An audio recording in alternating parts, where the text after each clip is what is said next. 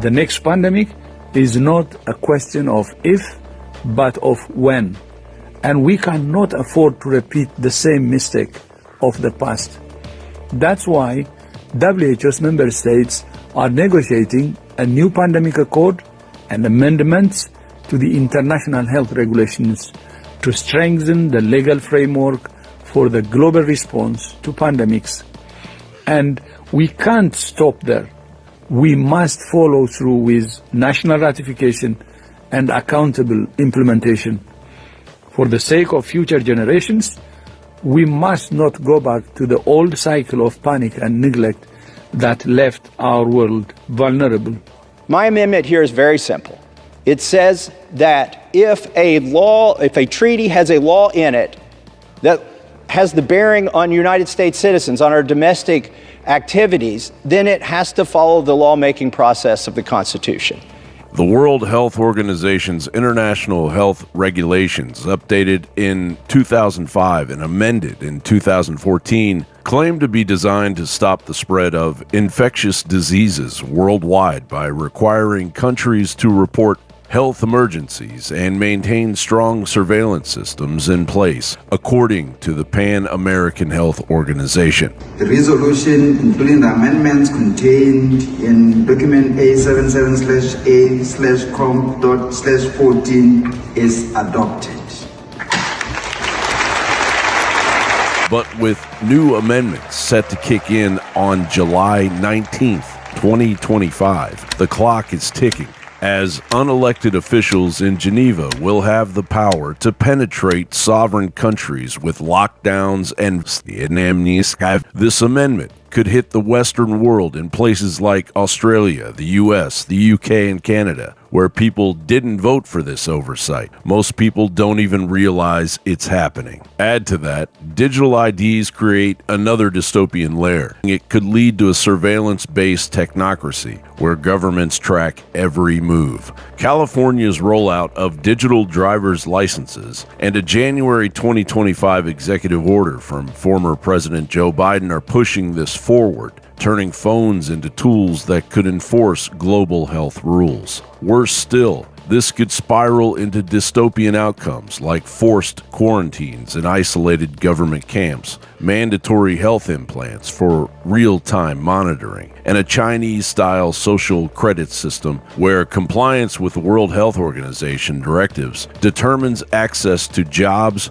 travel, or food. If these amendments are enforced, nations could potentially be obligated to set up local enforcement bodies that answer to the World Health Organization, not their own voters or courts, leading to a future where dissenters are silenced through digital blacklisting, or where entire regions are locked down indefinitely based on global health decrees. And the premise is for the World Health Organization, the Director General can still declare public health emergency.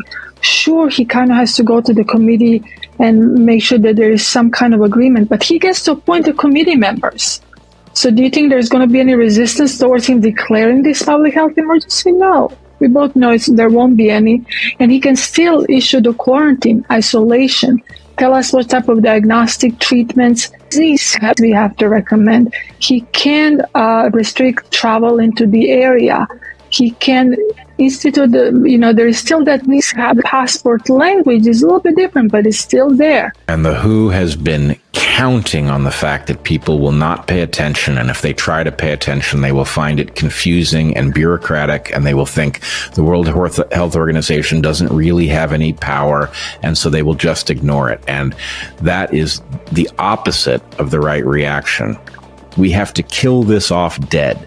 That is the only way to send the message that this was a completely unacceptable overreach from the get-go, and that no part of it is tolerable to us, no matter how mild they make it sound. We know what they're up to, as you point out, by looking at the earliest drafts and seeing the jaw-dropping powers that they were attempting to commandeer. This accord is a generational opportunity that we must seize. The Mockingbird media is predictably staying quiet on what could be the globalists' final desperate move for a new world order. For unique perspectives in Christian truth and one-of-a-kind Bible studies, please visit our website, truthhuntershow.com. Help us get around big tech censorship on YouTube, Facebook, and others by subscribing to our website. You can do so by entering your email address right here and click subscribe. Another option is click the subscribe button in the bottom right-hand corner, and you'll get a pop-up where you can enter your email address here and click subscribe. To support the work of the Truth Hunters, simply scroll down the page and you'll see ways that you can contribute by PayPal, Patreon, and Venmo. Thank you very much.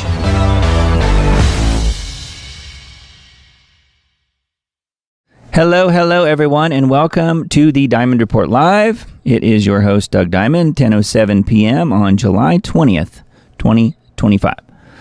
Hope you guys are doing well out there, and just wanted to pop in here for a little bit and take a look at the news. It's what we seem to do every Sunday night, don't we? About this time, 10 p.m. Central, every Sunday night. Thank you for being here, you guys. Definitely appreciate that. And we are still live on Rumble this week as well as YouTube. I still need to find out what the actual details are for the switcheroo that's going to happen on the live stream software. Hopefully we'll be able to keep everything flowing and running smoothly and be able to support both live streams going forward. We'll keep YouTube for sure, obviously. That's where most people are.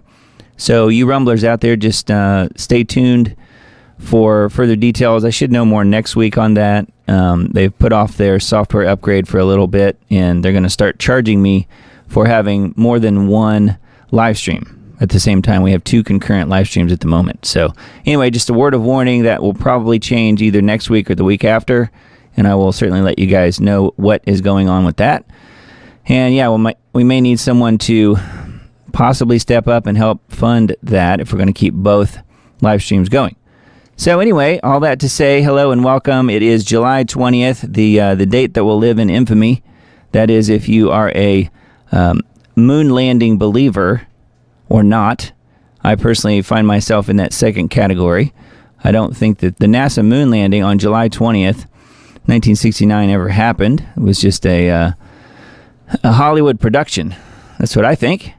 So I think that is where many of you guys are. Have a look at my good friend Bart Sabrell's website if you want further information on that.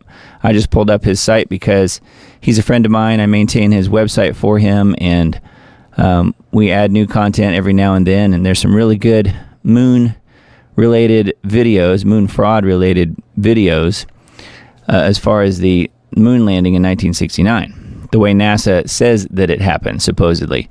Moon Man is his book, Bart's book. Moon Man's top secret presidential document reveals the sad fact that the still unrepeatable 1969 moon landing was indeed falsified, fully detailed in the deathbed confession of a military eyewitness to this arrogant government deception.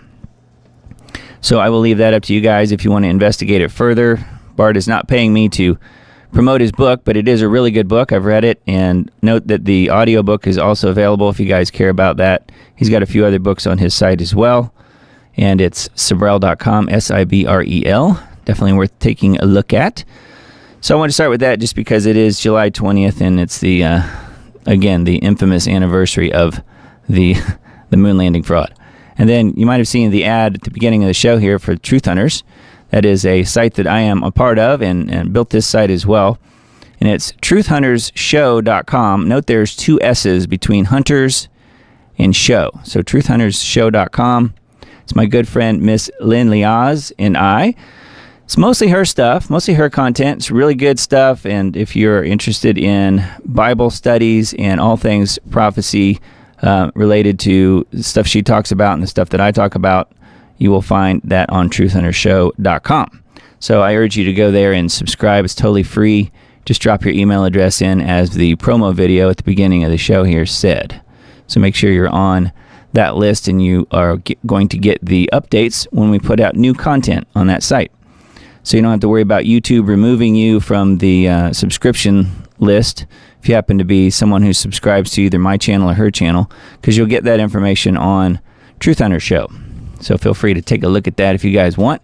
And let's take a look at the news. We usually start with HalTurnerRadioshow.com just because he's really good with breaking news.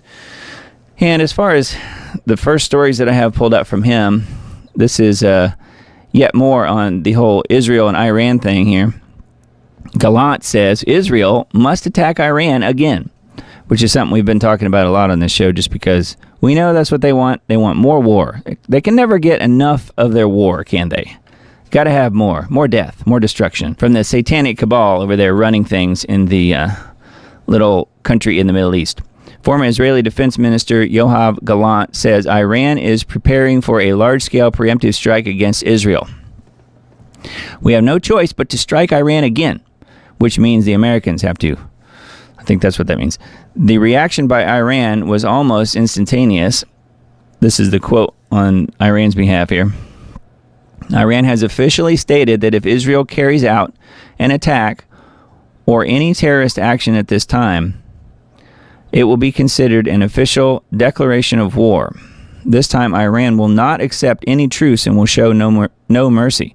The strike will be delivered in such a way that nothing but ruins will remain of Israel. I think they mean business. They hit Tel Aviv pretty hard last time. So, anyway, that is some pretty strong words happening here between the two countries. Newsweek screenshot here on Hal's site. Iran's military leaders threatened to resume war. Yeah, but that was after they were already threatened by none other than Gallant in Israel, which also means Bibi and company. So, anyways, they got to have their war. I guess they just can't have enough death and destruction, and they need more of our money, I'm sure, as well. And I saw this one on his site as well, Hal's site. Hawaii tsunami threat after magnitude 7.4 quake strikes Pacific Ocean. Russia, this says, tsunami threat. Usually anytime you see a magnitude 7.4 quake, that is a rather large quake, obviously, but usually that's not large enough to generate a very big tsunami. So, when I see the tsunami warnings on a 7-point-something earthquake, I'm not usually too worried personally.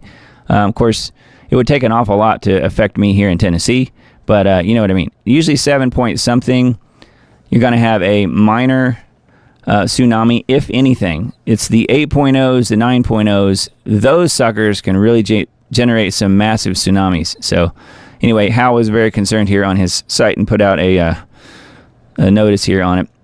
A severe magnitude 7.4 earthquake has struck in the North Pacific Ocean off the coast of Russia. The quake took place at a shallow depth of 48 miles, and tsunami threat warnings have gone out, including Hawaii. So there's the actual tsunami information here. And then update this morning at 5:30 Eastern. The tsunami threat warning is now issued for Hawaii. Tsunami waves from an earthquake in Russia may reach the shores of Hawaii within hours, which of course, nothing really happened. Would have been barely a wave, most likely at a 7-point-something.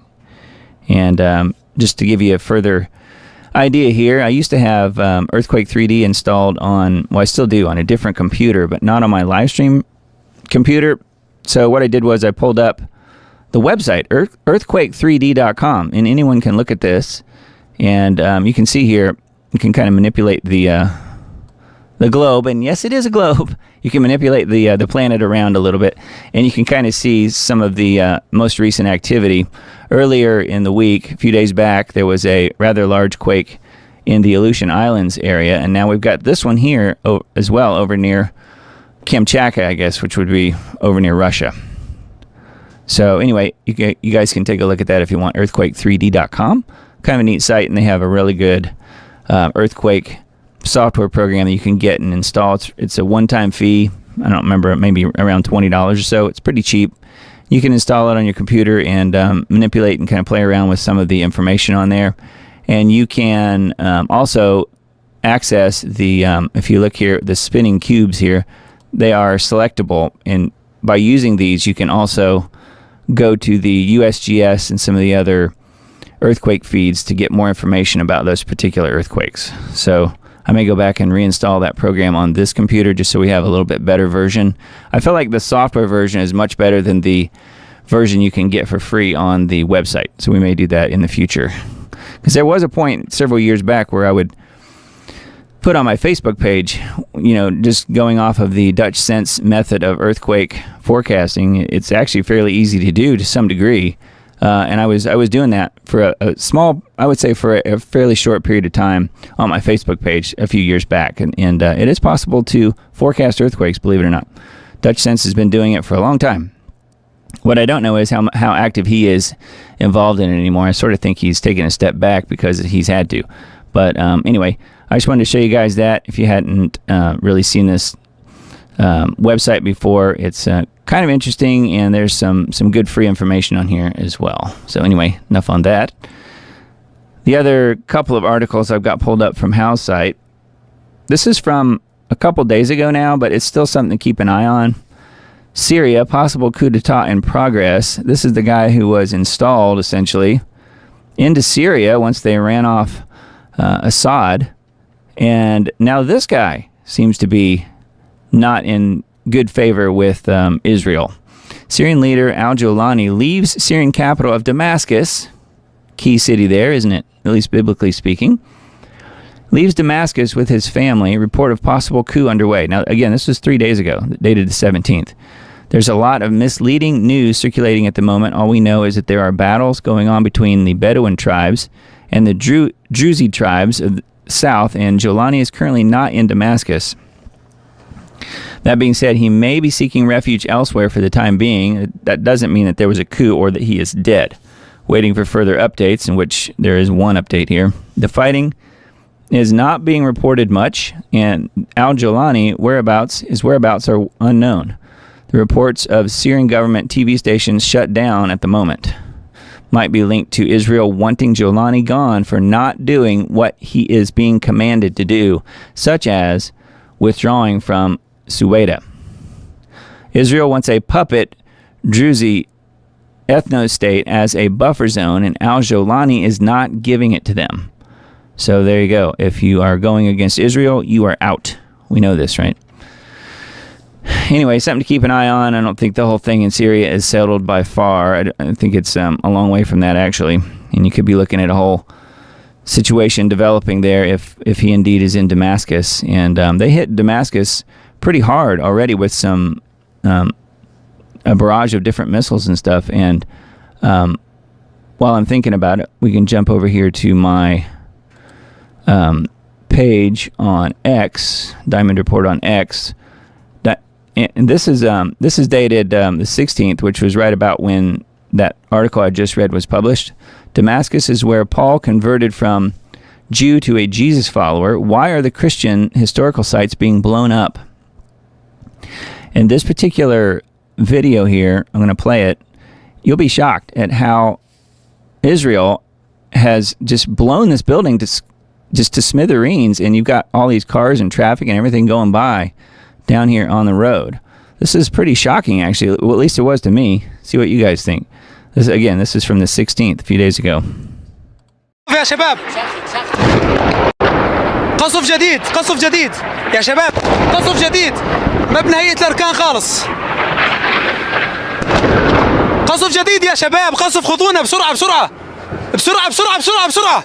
دمروه. So you can see the building is just demolished. نعم قصف هيئة الأركان بغارتين. You get the idea as to what happened there. It is pretty intense. Some interesting things happening over in Damascus. So that building was essentially knocked down. What I don't know exactly is what that building was. Some people said it was part of a palace. I don't know. It doesn't really look like it. It looks more like an office building of some sort. So perhaps a military building. I don't really know. But anyway, I thought it was kind of interesting to say the least, just based on how many explosions you saw there, and those were direct hits from Israel into Damascus. So something to keep an eye on for sure. As far as Isaiah 17, right? Isaiah, and where it talks about Damascus being destroyed. So anyway, that is something definitely to keep an eye on. And then I thought this one was kind of interesting. This was also on Hal's site. This seems to be kind of where we are these days. How did Rome fall? Started more wars than it could handle. It had greedy leaders. It had wasteful spending. It had government tyranny and unpaid debt. Does that sound familiar? Yeah, some of these memes are hitting pretty close to home, aren't they? Seems to be exactly what's going on. And then more on the Epstein thing. I don't have too much this week on that. We covered that in detail last week, so we'll touch on it a little bit. But I thought this one was interesting. Candace Owens' Epstein file investigation reveals Epstein's influence on international politics and wars. Candace Owens began her investigative series on the Epstein files that she says is tied to the Brigitte Macron scandal, and the cases lead back to the privileged political class and bloodlines. She believes that Epstein is important because he was far more than a blackmailer. She provides evidence that he is deeply linked to the Israeli Mossad, which of course they are denying that. The Epstein case involves more than just corrupt politicians in the U.S. It is part of a network with Israel at its core that aims to control and influence global politics and wars through arms dealing, money laundering, and espionage. She ended the video by saying that leaders and influencers are merely actors, characters who are just inserted into places to serve Israel. And then here is the video where she details all that information. It says Candace discusses Robert Maxwell, you may have heard that name recently, whose birth name was Abraham Lajbi Hoke, and he was from Ukraine. He is the father of Epstein cohort Ghislaine Maxwell. Robert Maxwell was a media mogul, and he was a member of the UK Parliament in the House of Commons. He had been arrested at one point as a communist agitator, but was still allowed to join England's Pioneer Corps and was involved with the British intelligence agency MI6. He was the director of the Bank of England at one time, and he was also believed to have been a Soviet KGB agent. There is copious evidence that he was a Mossad agent and his loyalty belonged to Israel. Yeah, in fact, I think he had a book about it, actually.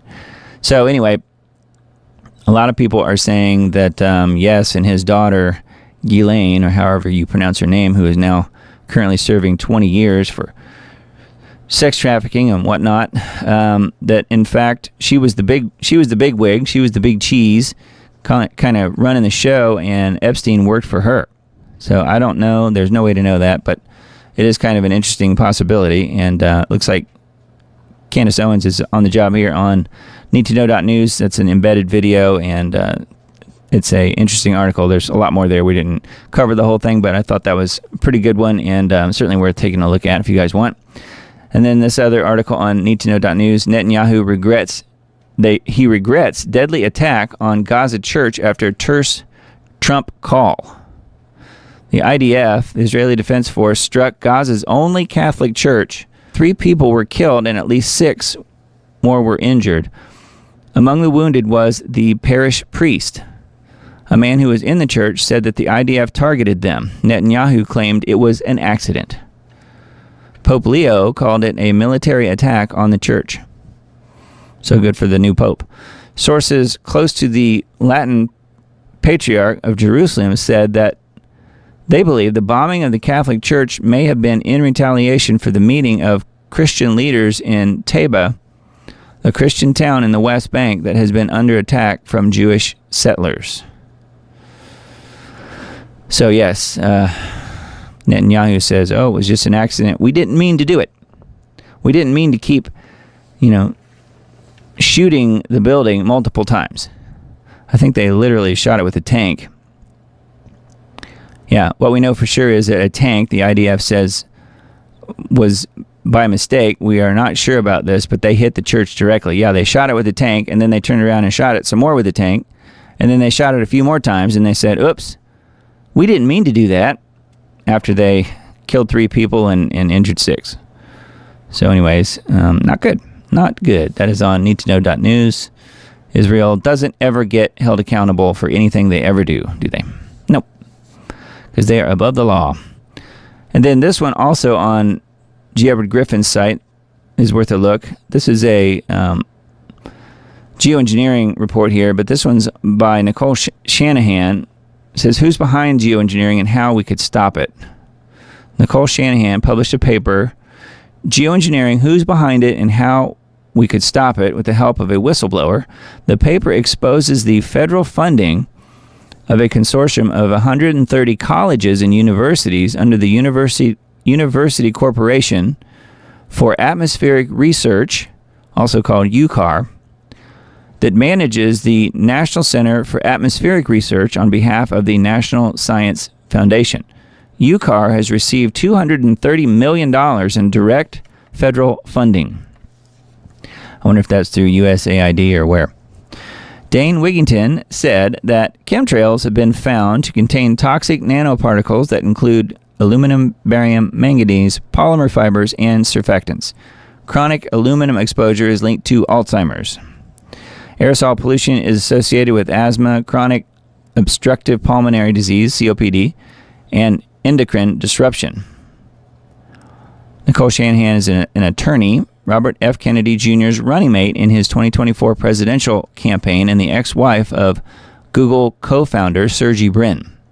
Shanahan and Brin's daughter was diagnosed with autism in 2020, and she is interested in health and environmental issues. If you guys didn't know anything about her, which many people do at this point just because she was running with RFK Jr. Here is that clip, and this also has a little bit of a partial clip here of Dane talking as well, where she interviewed him. Major universities are recruiting young people to be activists for geoengineering, and many of them later end up working at the very companies pushing these technologies. And I think this message is very important to get through to young people right now, because they are being recruited at an alarming rate.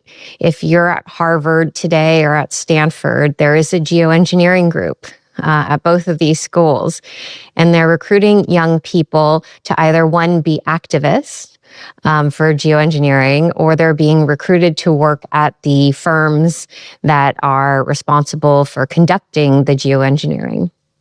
That's where some of our best scientists and young people are going these days. They're being misdirected.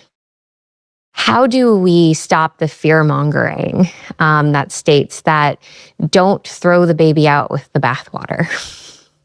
We know these programs are ongoing. We would argue at geoengineeringwatch.org that climate engineering, solar radiation management, is a recipe for near-term planetary omnicide. So not only is it ubiquitously contaminating the entire biosphere, no exceptions, everywhere, but it's also destroying the ozone layer, which by itself is a near-term existential threat. There are many forms of human activity that are problematic for the ozone layer, but nothing mathematical even compares mathematically to what climate engineering is doing. And this is a known consequence of climate engineering. The climate science community admits that if we geoengineered, as if we haven't been for decades, that this would occur. All right, short clip there, but you know, that's part of a longer interview, obviously, and the full article is embedded here as well, linked to. And then here's the YouTube a little bit longer interview where she is on with Jimmy Dore on his show. So anyway, it's good that this information's coming out. I think that, as far as these universities being behind it, it's very possible. We just don't know. But there is certainly a lot of funding that's happening, and you would think that cutting off the money seems to me like that would be number one place to start. But of course, how do you figure that out? And it could be coming from, the Pentagon or DARPA or something like that. We just don't know. But interesting that these universities are involved, something that we didn't really know about before. We do know that this particular company, at least at one point, was involved, probably still is, something I've talked about before. And Dane did a profile on them probably 2 or 3 years ago now. You can still find it, though, on geoengineeringwatch.org. But this is a company called American Elements that is literally a manufacturer of a lot of these different chemicals. So I pulled up the homepage here, AmericanElements.com. If you go right over here and click on aluminum, right here in the periodic table here, click on aluminum. Let that page load. Scroll down just a little bit. You will see some of their featured high purity products, right? Scroll down here to nanomaterials, open that up. And what do they have that they manufacture right there? Aluminum nanoparticles. Aluminum nanoparticle dispersion. So that's some of them. Aluminum carbon nanotube. You've probably heard of nanotubes. So, this is a company that certainly is very capable of making these horrendous things that we're all breathing in. And nano is so small that it crosses the blood-brain barrier and embeds itself right into our brains. So thus you get such things as Alzheimer's and dementia and things like that. So something to keep in mind and take a look at. Feel free to poke around on their site if you want, AmericanElements.com. I just thought I would mention that just because a lot of people have forgotten that connection. But I handle Dane's website for him, geoengineeringwatch.org, and I can tell you that there is definitely a pretty good profile on that website. Just go to the website and do a search for American Elements, and it'll come right up. So anyway, pretty interesting, huh? And then I thought this one was really weird. Need2know.news. This guy may have spoken a little too quickly. Pennsylvania Democrat politician confesses to cold-blooded murder during the meeting. Mel Witherspoon, a Democrat city council person for Erie, PA, flat out confessed to killing another man decades ago when he was a teenager during the city council's bi-monthly meeting. The 80-year-old Witherspoon said that when he was 17, he had gotten high and shot someone named Nick in the head point blank. He said that he got away with murder because of his mafia connections. If he's telling the truth, the murder would have been committed in 1961 or 2. The mainstream media appears to be ignoring this story. I wonder why. Why do you suppose that is? Well, number one, he's a Democrat. And number two, you know what I'm going to say, don't you? Yeah, he has the right skin color. That's why. Imagine if this was a white Trump supporter that came out and just said this. People would be calling for him to be hung, I think, at this point. Anyway, that was, I thought, pretty interesting. And I guess he figures that nobody can hold him accountable now. But I don't think there's a statute of limitations on murder, is there? It seems to me like that guy's family, whoever this person is, Nick, that he shot, you'd think they would want to know about that, wouldn't you? Anyway, hopefully this guy will be held accountable. We'll see. But he's admitting to it. That's what's crazy. All right, a couple of technocracy.news articles. This one's called DEFCON 1, Technocracy being launched right now by the Trump administration. This is something that we've been talking about quite a bit on this show.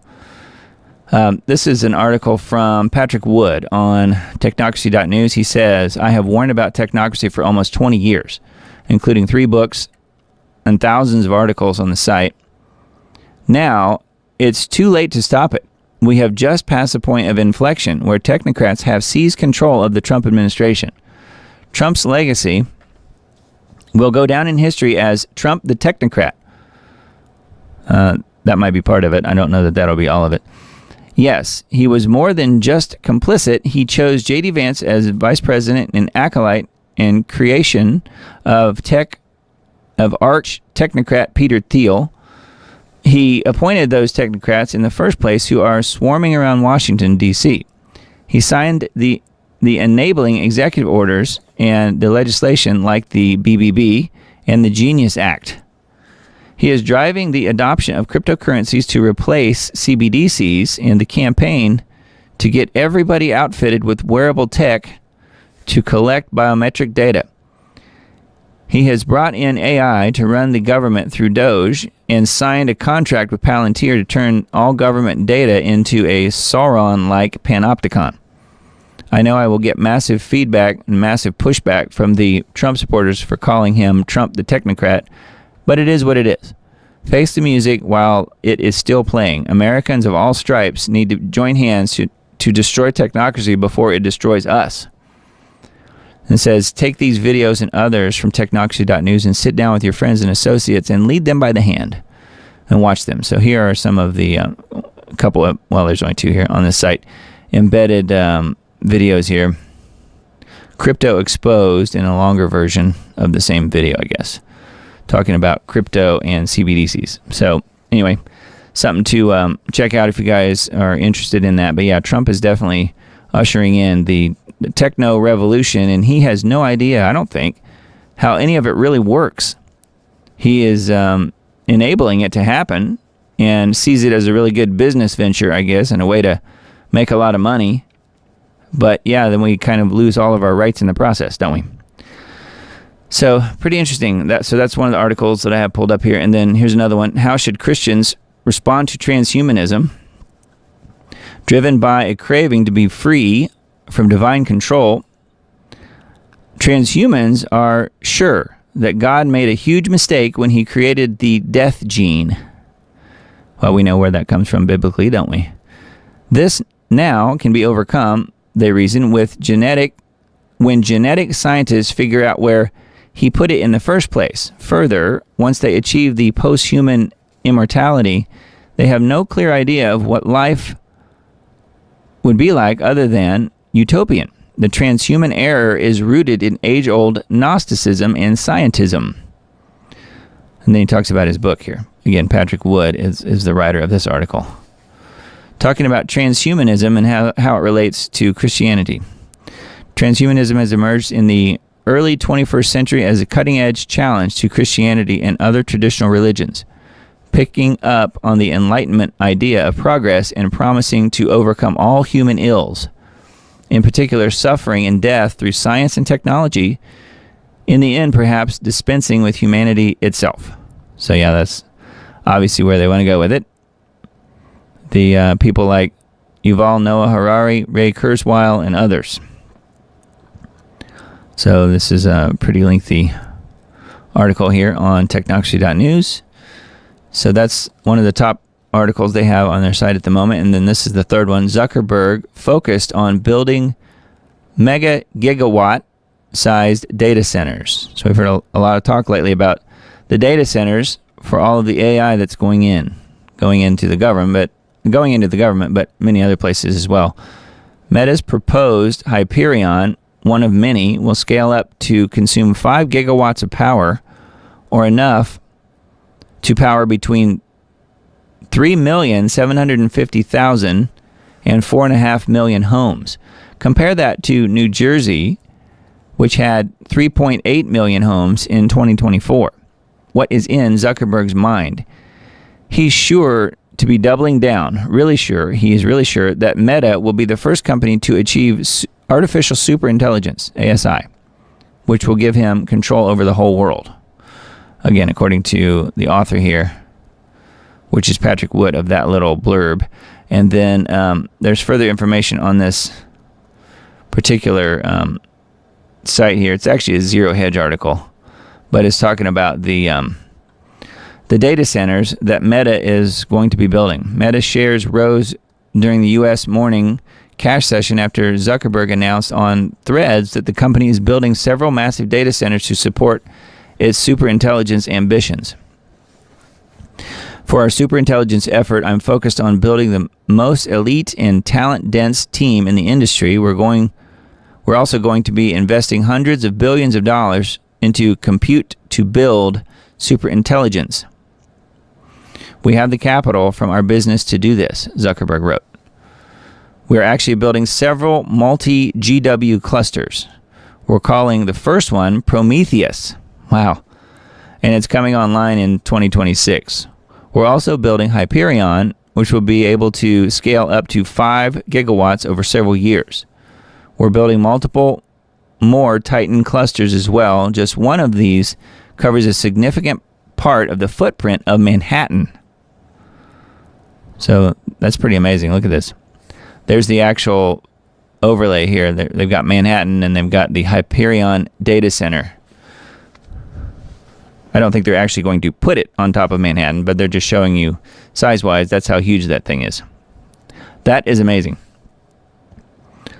Anyway, something to watch out for. Technocracy is coming, and Trump is certainly helping it along. So, not good. All right, let's see. Liberty Beacon articles I pulled up for tonight. Governmental self-preservation, why we'll never see the real Epstein list. If there's one characteristic that defines Trump, it's his habit of switching his positions on a dime, leaving many a critic looking rather foolish when they establish an argument against him today, only to discover he mostly agrees with them tomorrow. I've learned it's best to wait a little while before commenting on the man's policy decisions and allow time for the debate to ferment. After months of deflection and now retraction, the Jeffrey Epstein controversy has turned especially ripe. That's one way of putting it. To understand the chaos surrounding the Epstein issue, we have to first recognize that it's the product of an inherent division within the MAGA movement that needs to be addressed. A campaign to support Trump is built on two groups that intersect but don't always agree. One, the average Republicans and some moderates who are most concerned with defeating the agenda of leftists and keeping woke activists out of government power. And two, hardcore conservatives and libertarians from the conspiracy end of the movement who are most concerned with defeating the globalist cabal.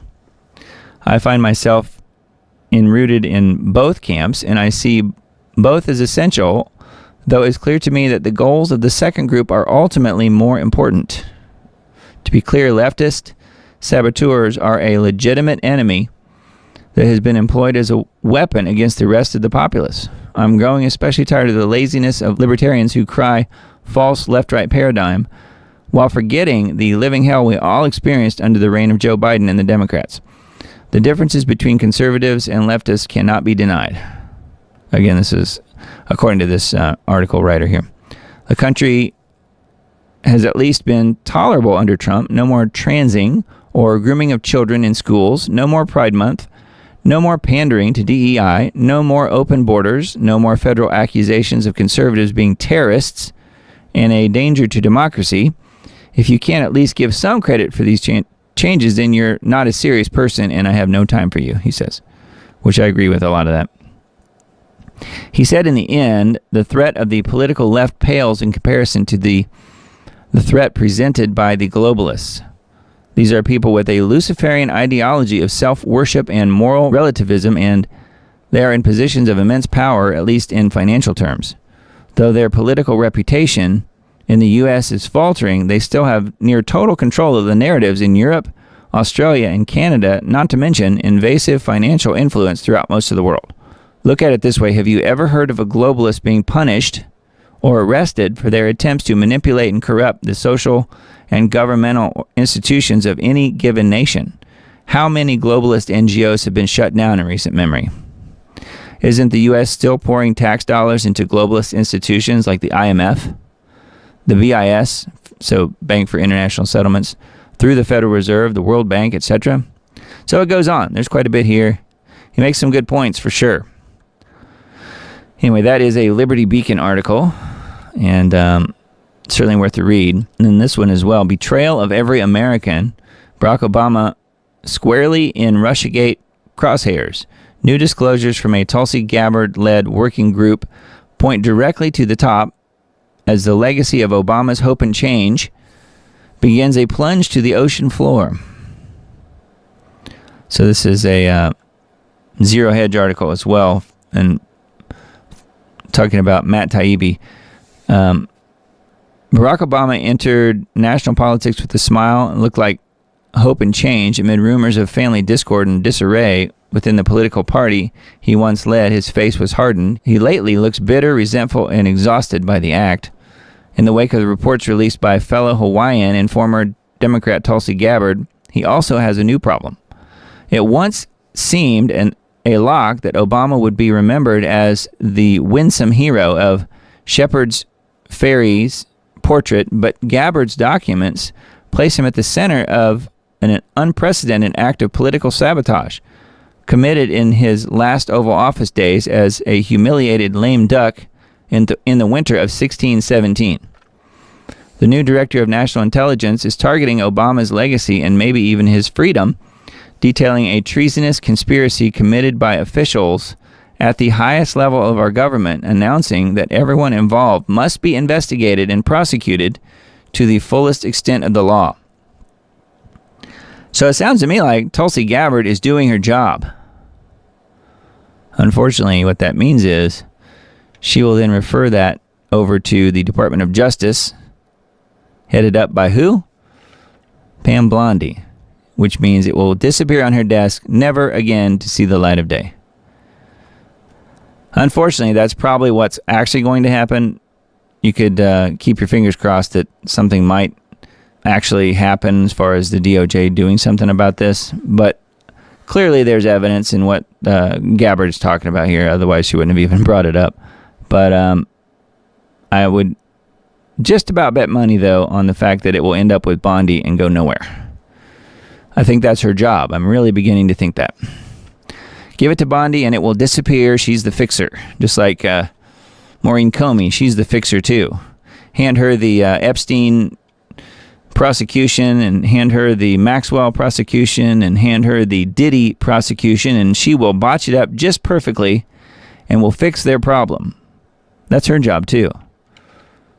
I think that's Pam Bondi's job. Anyway, that is on Liberty Beacon, and we'll see where it goes. And then this is more of the same. Gabbard to release more Obama Russiagate files. So yeah, this is an interview that she did on Fox, I guess.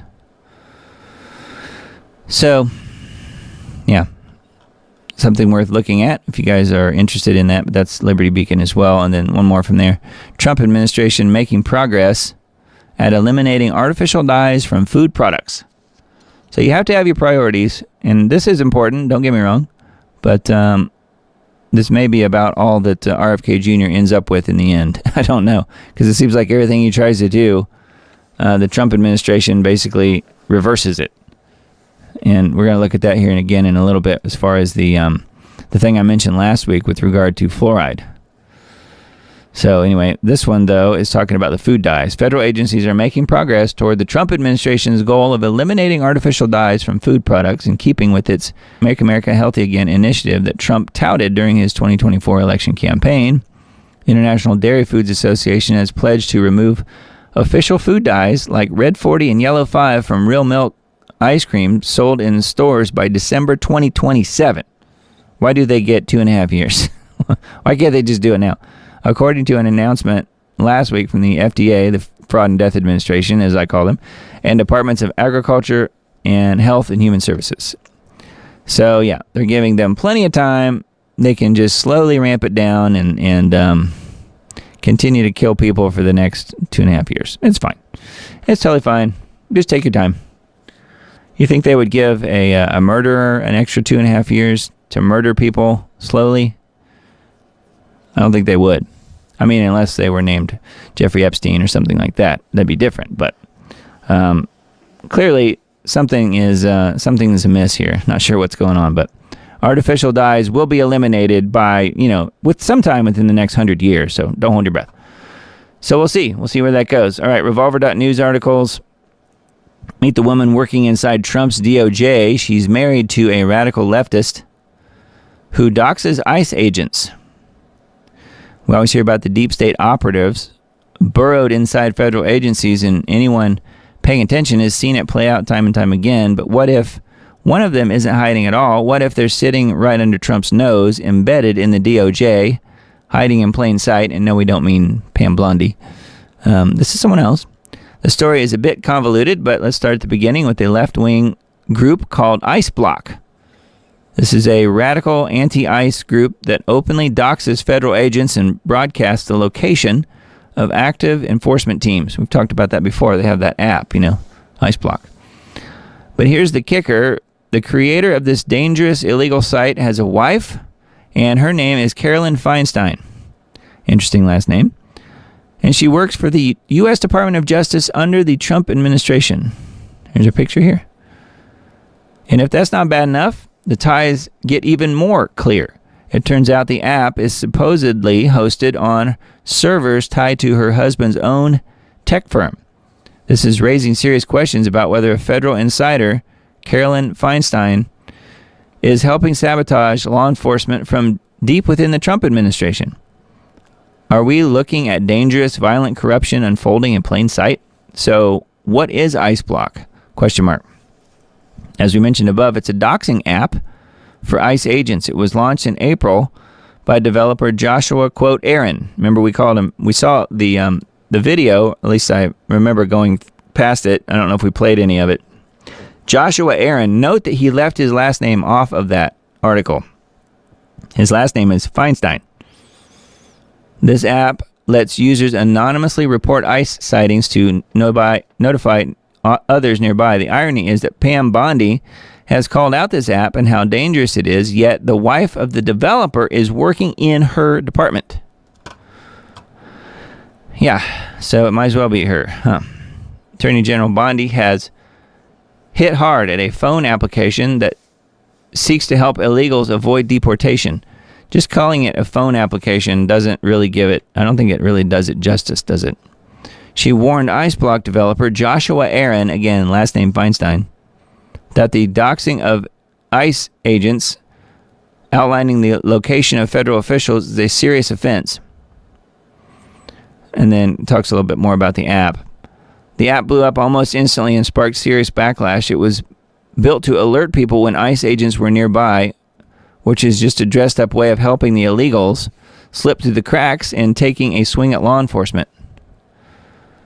So, anyway, pretty interesting, huh? Looks like one of the people that are helping all of this stuff with IceBlock, here he is here. This is the guy that developed the app. Notice how it just says Joshua Aaron. His last name is Feinstein, and it's the same as this woman who neglected to put her full last name on here as well. I guess this is on probably LinkedIn profile. And they're married, and they tend to be running the show here on doxing ICE agents directly from Pam Blondy's own administration. So isn't that lovely? Gosh. Anyways, so there you go. All right, this one on justthenews.com. RFK Jr. and Rubio formally reject the World Homicide Organization's expansion of power in pandemics. So this is what we started the show with tonight, the video. Proposed amendments to international health regulations open the door to the kind of narrative management, propaganda, and censorship that we saw during the Kennedy says. The Departments of State and Health and Human Services formally rejected the amendments to the international health regulations adopted by the World Health Assembly last year, which would expand the World Homicide Organization authorities in public health emergencies. The amended IHR, which is the International Health Regulations, would give the WHO the ability to order global lockdowns, travel restrictions, or any other measures it sees fit to respond to nebulous, quote, potential public health risks, and the regulations were set to become binding on the U.S. July 19th, yesterday, regardless of its withdrawal from the WHO, the departments jointly said Friday. The amendments would infringe on domestic public health responses and do not adequately address the WHO's susceptibility to the political influence and censorship, most notably from China during outbreaks, the statement says. They also suggest that countries develop capabilities that jeopardize management and dissemination controls over public health information, potentially stifling valuable scientific debate. And they compel countries to adopt digital health documents. How about that? Digital health documents. Sounds like a digital ID, doesn't it? HHS Secretary Robert F. Kennedy Jr. said in a video statement, the amendments open the door to the kind of narrative management, propaganda, and censorship that we saw during the in the U.S. can cooperate internationally without jeopardizing our civil liberties, without undermining our Constitution, and without ceding away America's treasured sovereignty. Secretary of State Marco Rubio said the amendment's terminology is vague and broad, risking WHO-coordinated international responses that focus on political issues like solidarity rather than rapid and effective actions.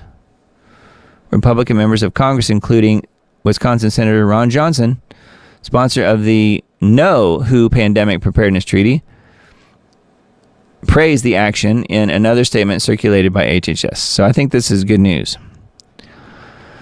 So again, we'll see what happens, but at least we have someone there who does seem to be doing the right thing, and I think that's good news. I don't think we would have seen that with a Kamala Harris administration. Do you? No, we would be all in for anything the World Homicide Organization wants to do, but not in this case. Not so fast. So here is a Breitbart story, Jimmy Kimmel lashes out at CBS for canceling Colbert. Stephen Colbert has been canceled, but Jimmy Kimmel says to CBS, F you. Jimmy Kimmel has rushed to back fellow left-wing talk show host Stephen Colbert, letting loose with a spray of foul-mouthed invectives as the latter faces the demise of his Late Show. Kimmel went on social media Thursday to cry for his fellow Republican hater, love you, Stephen, F you, and all of your Sheldons, CBS.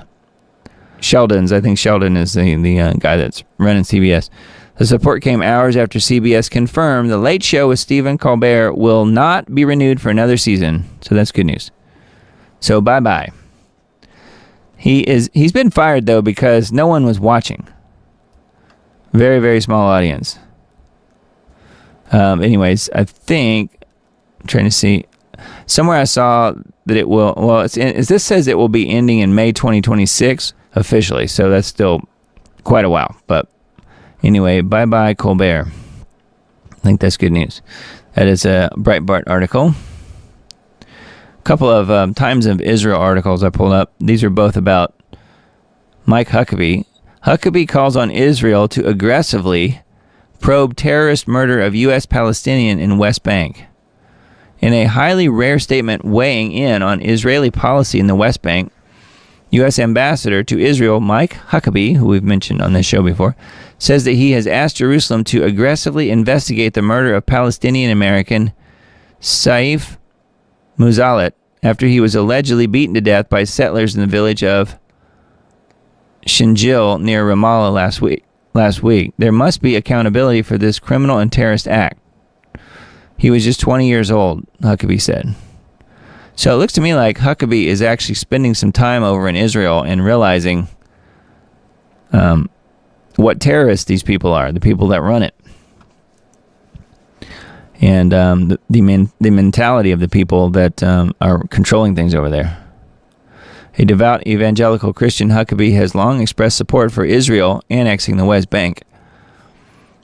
Christian Palestinian activists have been circulating a petition in recent days urging Huckabee to call out settler violence that has targeted the Christian village of Taiba, which is what we mentioned earlier with the Catholic Church that got hit.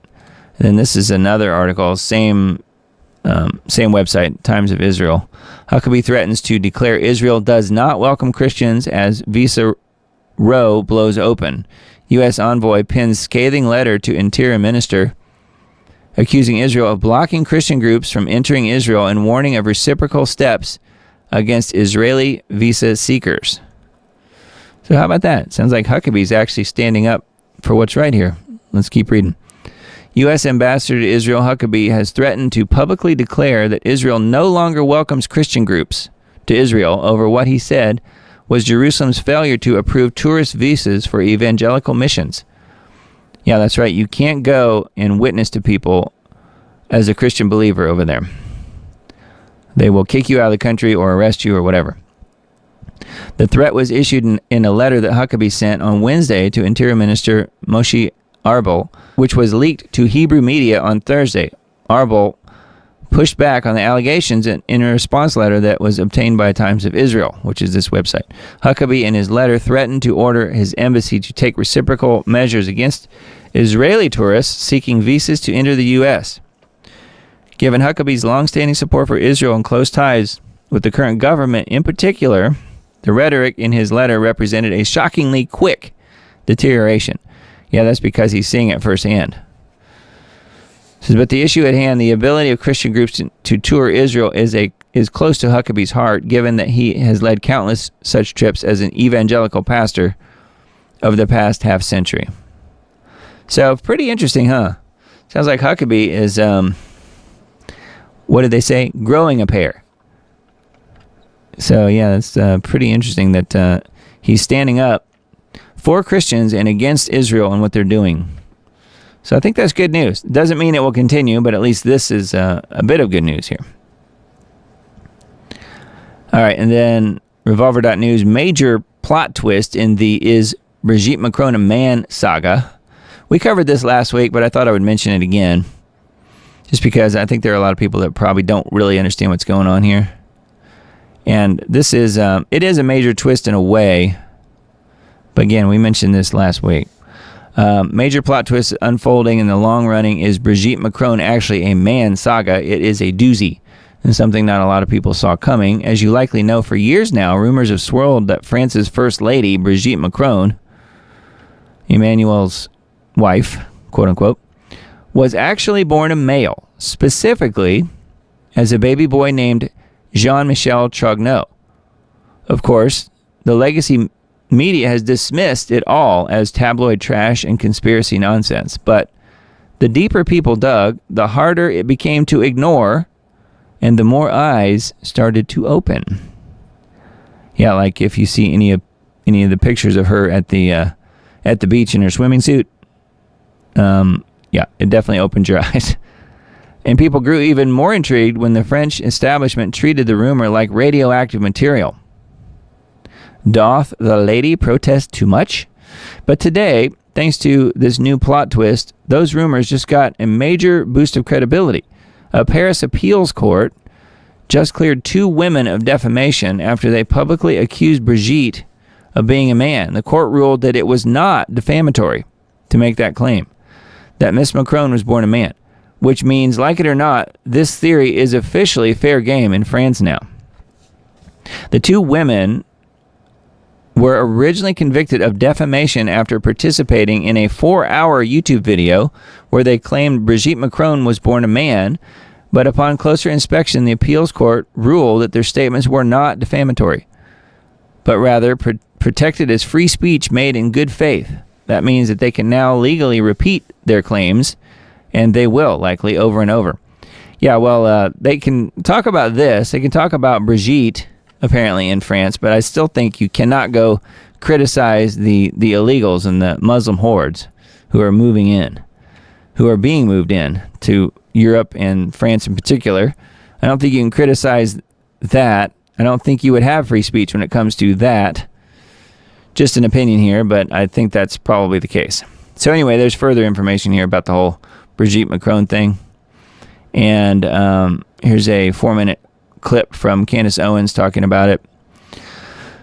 And then a little bit more, I guess, when she was on with Piers Morgan on his show. So anyway, pretty interesting that they're allowing it to continue. So it makes you wonder, why is that exactly? Why is that? So anyway, I guess maybe we'll find out more. Maybe we won't. I don't know. It's hard to say. Skydiver Felix Baumgartner, who broke the sound barrier in 2012, dead at 56 after a paraglider crash. So I remember when this happened, when he did this jump from space. Remember this? Because people were getting all upset that it's showing that the Earth is a sphere.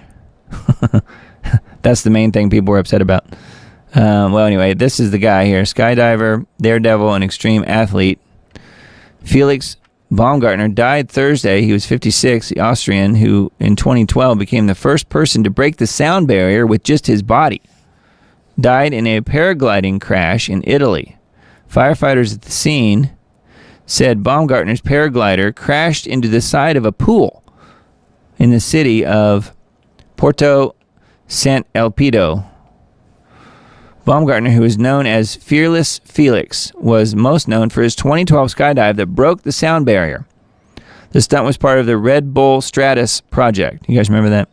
Baumgartner partnered with the company in an attempt to record the highest ever skydive. So that's what we're seeing here.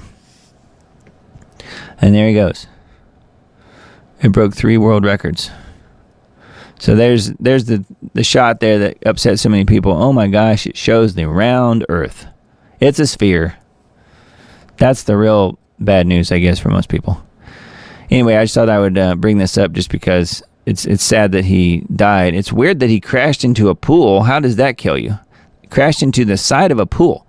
I don't know. It must have been an above ground pool or something. I don't know. I don't get it. So anyways, Mr. Baumgartner, skydiver Felix Baumgartner, has made yet again another jump to hyperspace. So that's pretty sad, but I just thought I would mention that just because I think a lot of you guys probably remember when he made that jump. All right, let's see. Information Liberation, Washington Times, suggestion. Jeffrey Epstein was a Mossad agent and is suggesting that is anti-Semitic and, quote, blood libel. Tucker Carlson and others' suggestion that Jeffrey Epstein was a Mossad agent is an anti-Semitic blood libel for 2025, according to Washington Times deputy commentary editor Anath Hartman. So Washington Times is calling you anti-Semitic, and it is a blood libel for daring to insinuate that Jeffrey Epstein might have worked for Mossad. Why is that? Why is the truth a blood libel? Why don't you do this, Anath Hartman? Why don't you prove that he wasn't part of Mossad? And then we'll listen. How about that? I don't want their support anymore. Trump disowns past supporters for wanting the hoax Epstein files. So that was a big thing earlier in the week when this all broke. President Trump on Wednesday tripled down on his insistence that the Epstein files are a Democratic hoax and disowned his past supporters as weaklings doing the Democrats' work for wanting the files disclosed. So there you go. If you want the Epstein files disclosed, you are a weakling and you're falling for the Democrat hoax. I guess I'm a weakling who has fallen for the Democrat hoax. I tend to think that there is something to it, and I want it to be released. I know everybody out there listening to this show also feels the same way. Trump repeats claim Epstein files are made up Democrat hoax. So this was the day before, I guess. Former Israeli PM denies Jeffrey Epstein worked for Israel or Mossad running a blackmail ring. No, I know he was just clean and pure as the wind-driven snow. He never did anything to anyone, and all of the videos that he had, according to Pam Blondie, is he downloaded them from the internet, and they were just PORN. That's all it was, and it wasn't blackmail. It wasn't anything. There's no list, and you can believe any other gaslighting you want to about it, but Epstein was completely pure and innocent. He never did anything wrong. Just keep saying that over and over and over until you believe it.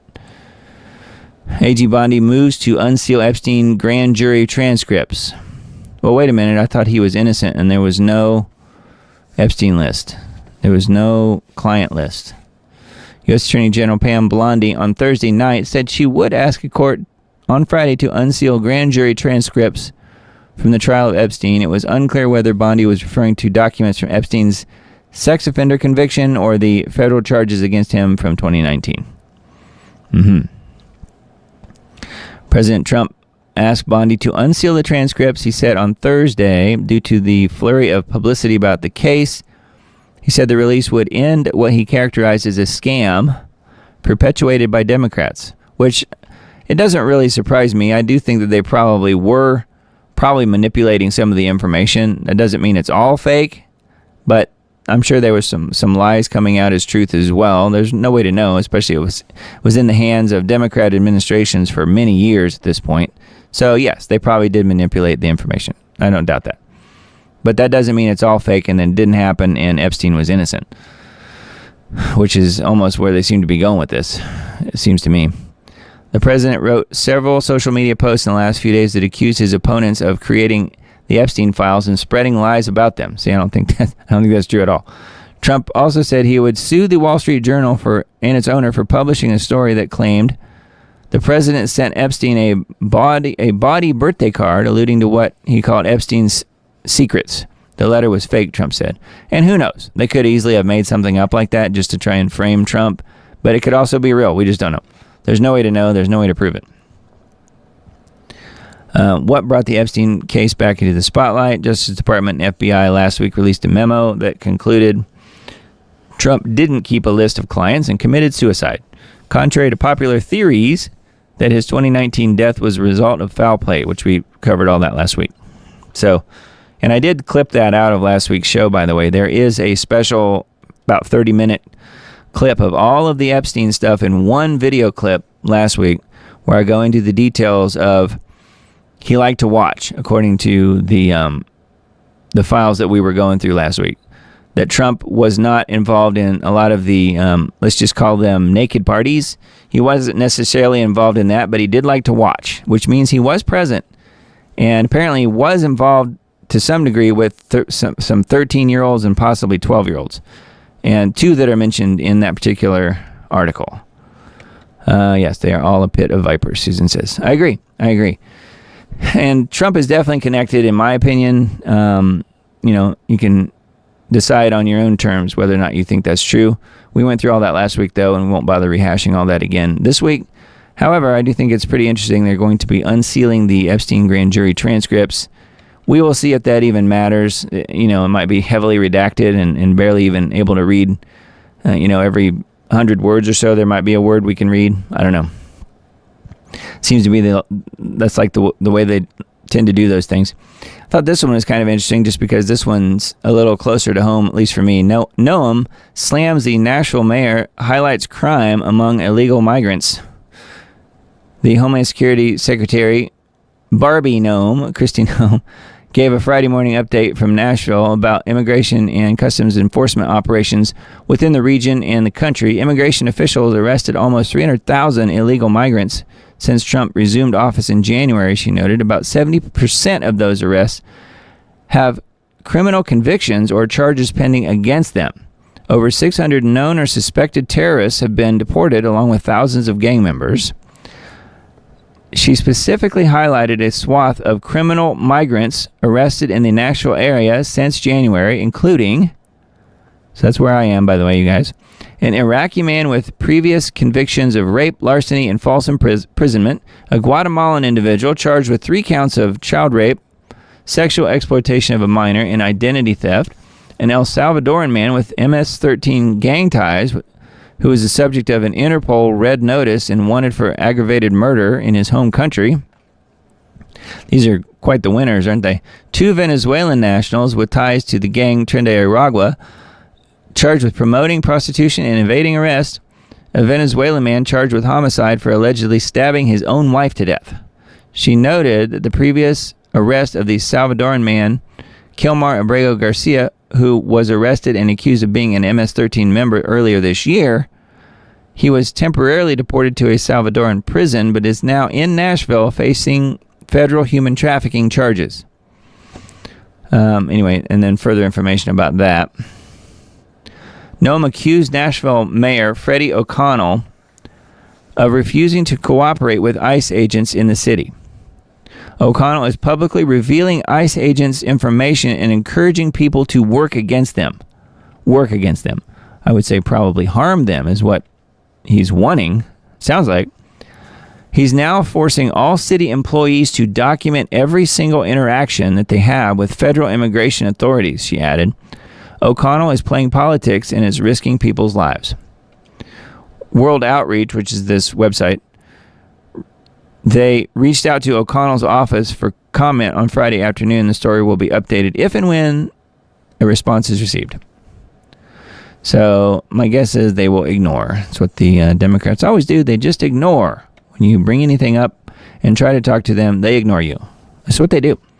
The Biden administration were really, really good at that. Just ignore everything that you don't like. So anyway, that was kind of interesting. At least it was for me. May not be for you guys, but yeah, it's just a kind of a look through the keyhole of what's happening in blue cities. And, Nashville certainly is that. There are definitely pockets of red in this area where I am in particular, but there are some good folks in this city, and I would hate to see that, anything bad happen here as far as allowing these people to stay, but Freddie O'Connell apparently is all for it. So, but there's a lot of mayors that are definitely all for it, all around the country. All right, I got a few articles from RT. Ukrainian drones target Moscow and other Russian regions. Multiple hostile UAVs, so drones, were intercepted over Rostov and Moscow regions overnight, according to officials. So again, this is just really just hours ago. Russia's air defenses destroyed dozens of incoming Ukrainian drones across multiple regions on Sunday night and early Monday morning. Kiev has intensified its drone raids deep into Russian territory over the past week, even after calling for renewed peace talks. So we call for peace, and we hit you hard. At least 9 drones headed toward the Russian capital city were intercepted And it says emergency services are working at the crash sites where the debris fell. The raids also affected Russia's southern Rostov region, in these towns here, which I don't want to try and pronounce.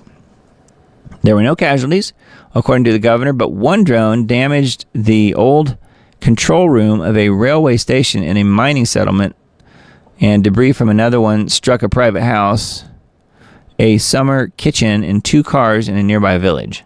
So we've got further ongoing attacks here by the Ukrainians, by Zelensky and NATO and the U.S. deep into Russian territory. So it continues. So that's an RT article. Zelensky wants personal meeting with Putin. Russia believes Ukrainian leader is seeking to portray himself as a legitimate leader after the presidential term expired last year. Yeah, Zelensky has been really a dictator since last May. Well, May of 2024, so well over a year now.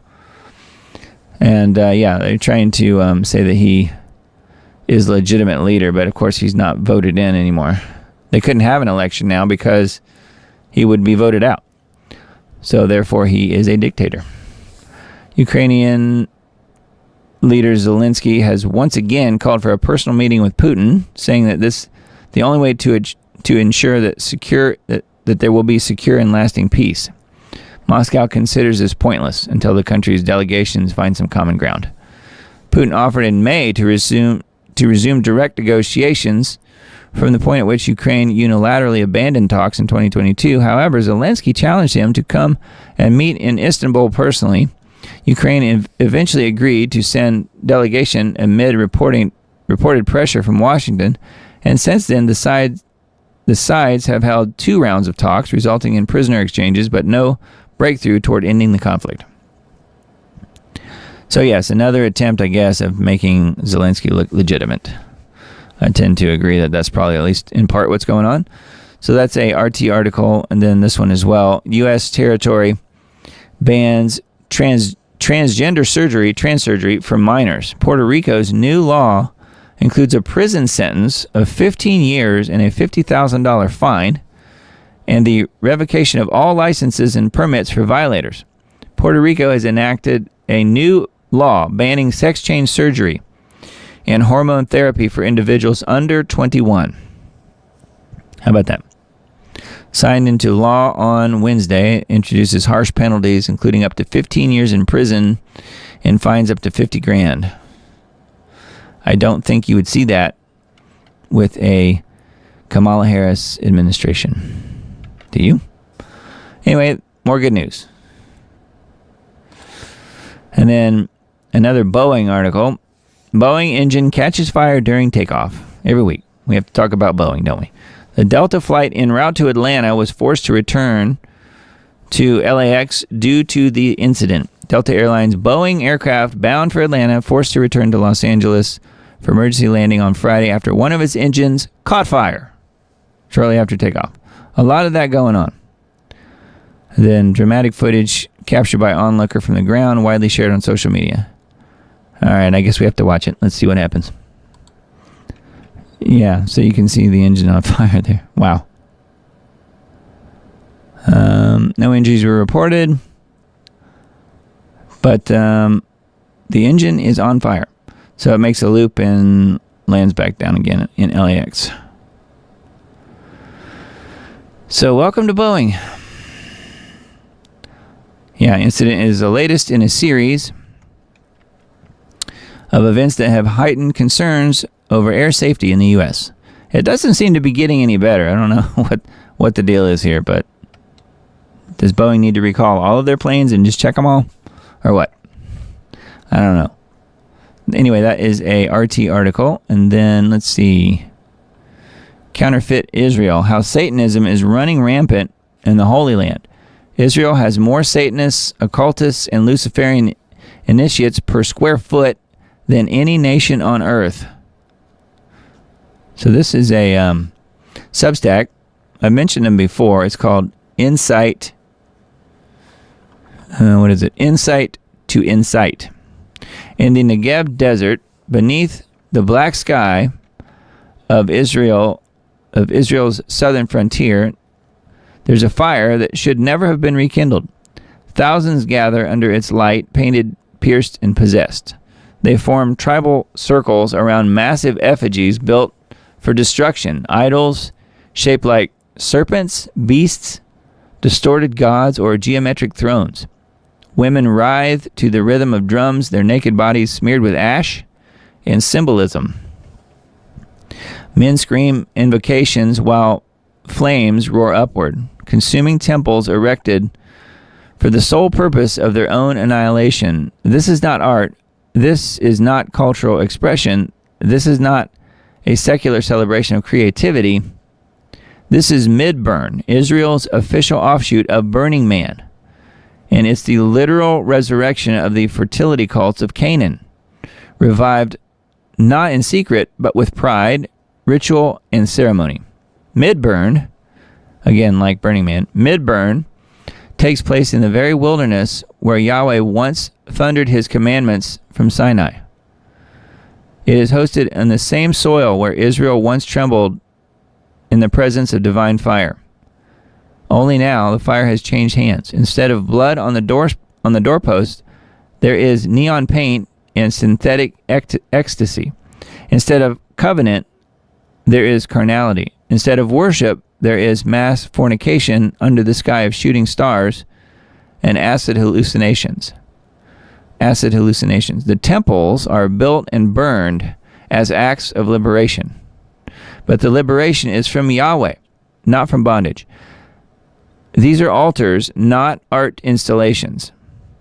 The festival's climax is not entertainment, it's a ritual. The fires are not metaphors, they are offerings. In Israel, the occult is everywhere.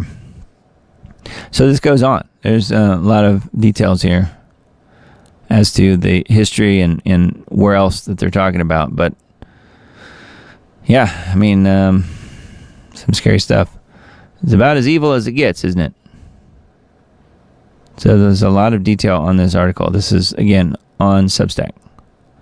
So we will certainly link to this in the Substack post that I send out on Tuesday or Wednesday.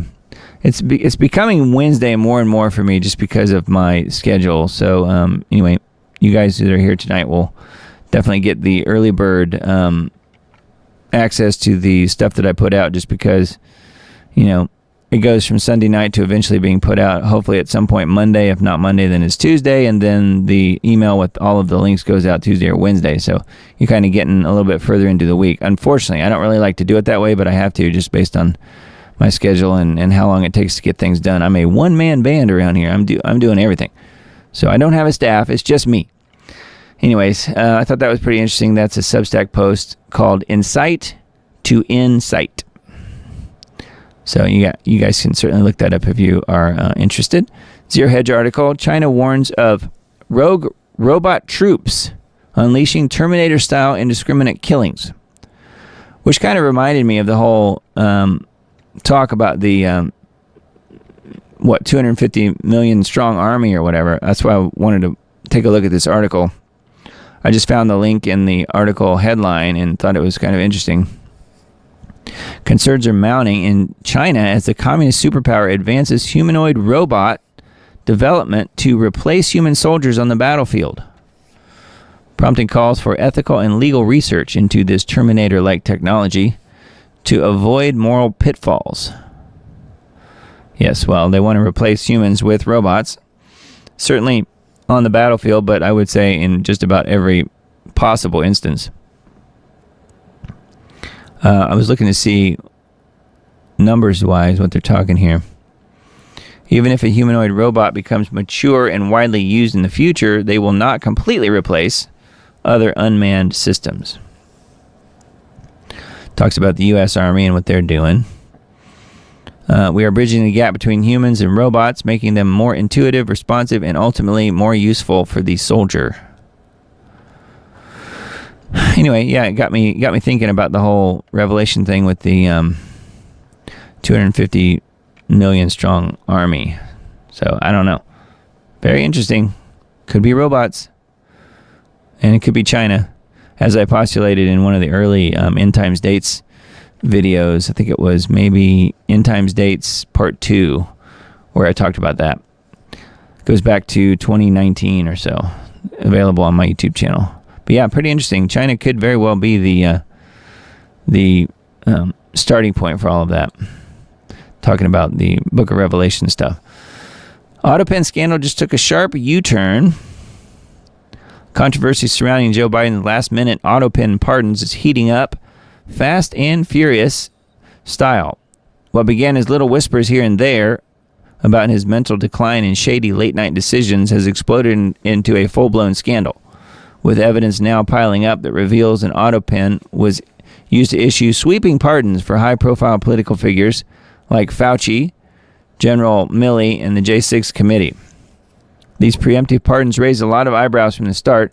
They were issued in the dead of night under a cloud of suspicion and not signed by Biden himself, but by a machine. Now America is asking, are these pardons even legal? I would say probably not.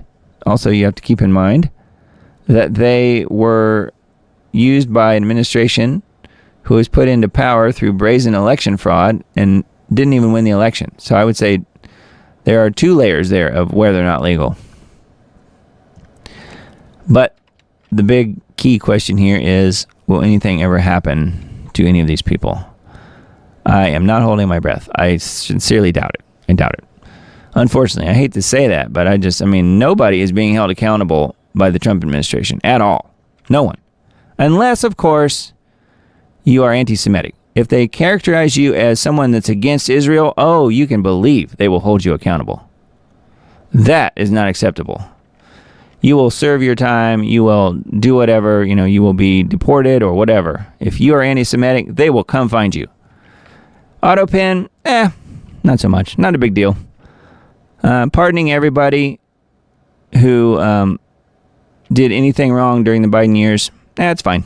It's fine. Not a big deal. We're just going to let that slide. Anyway, that is not good news, but I do think that people are clamoring for something to happen, so maybe it will. But I will not be holding my breath. I'm sure you guys won't be either. Jeffrey Epstein's accomplice, Ghislaine Maxwell, is ready to reveal the truth about the pedophile client list, says the insiders. This is a Daily Mail article, so take that for what it's worth. Ghislaine Maxwell is willing to speak in front of Congress about the Epstein files. Wonder why now? That's a little suspicious to me. Maxwell, 63, is the only person behind bars, serving 20 years on child sex trafficking charges, despite the fact that pedophile Jeffrey Epstein allegedly controlled a web of underage girls. Additionally, Epstein's victims alleged that they were passed around as sex toys to his wealthy friends and billionaire business associates, who regularly visited his homes, including his private island, Little St. James. Now, a source said, despite the rumors, Ghislaine was never offered any kind of plea deal. She would be more than happy to sit before Congress and tell her story.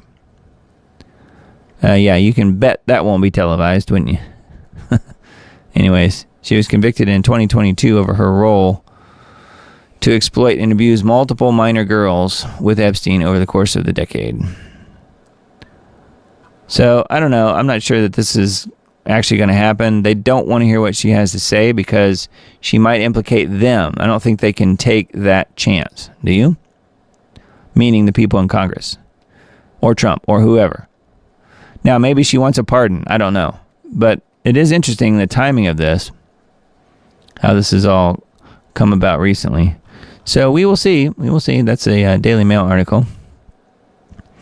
Trump DOJ blocks HHS, FDA, EPA from removing poisonous fluoride from our drinking water.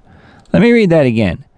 Trump DOJ, that would mean Pam Bondi, blocks the HHS, FDA, and EPA from removing, they block it from being removed. They're blocking removal of fluoride from our drinking water. What in the world?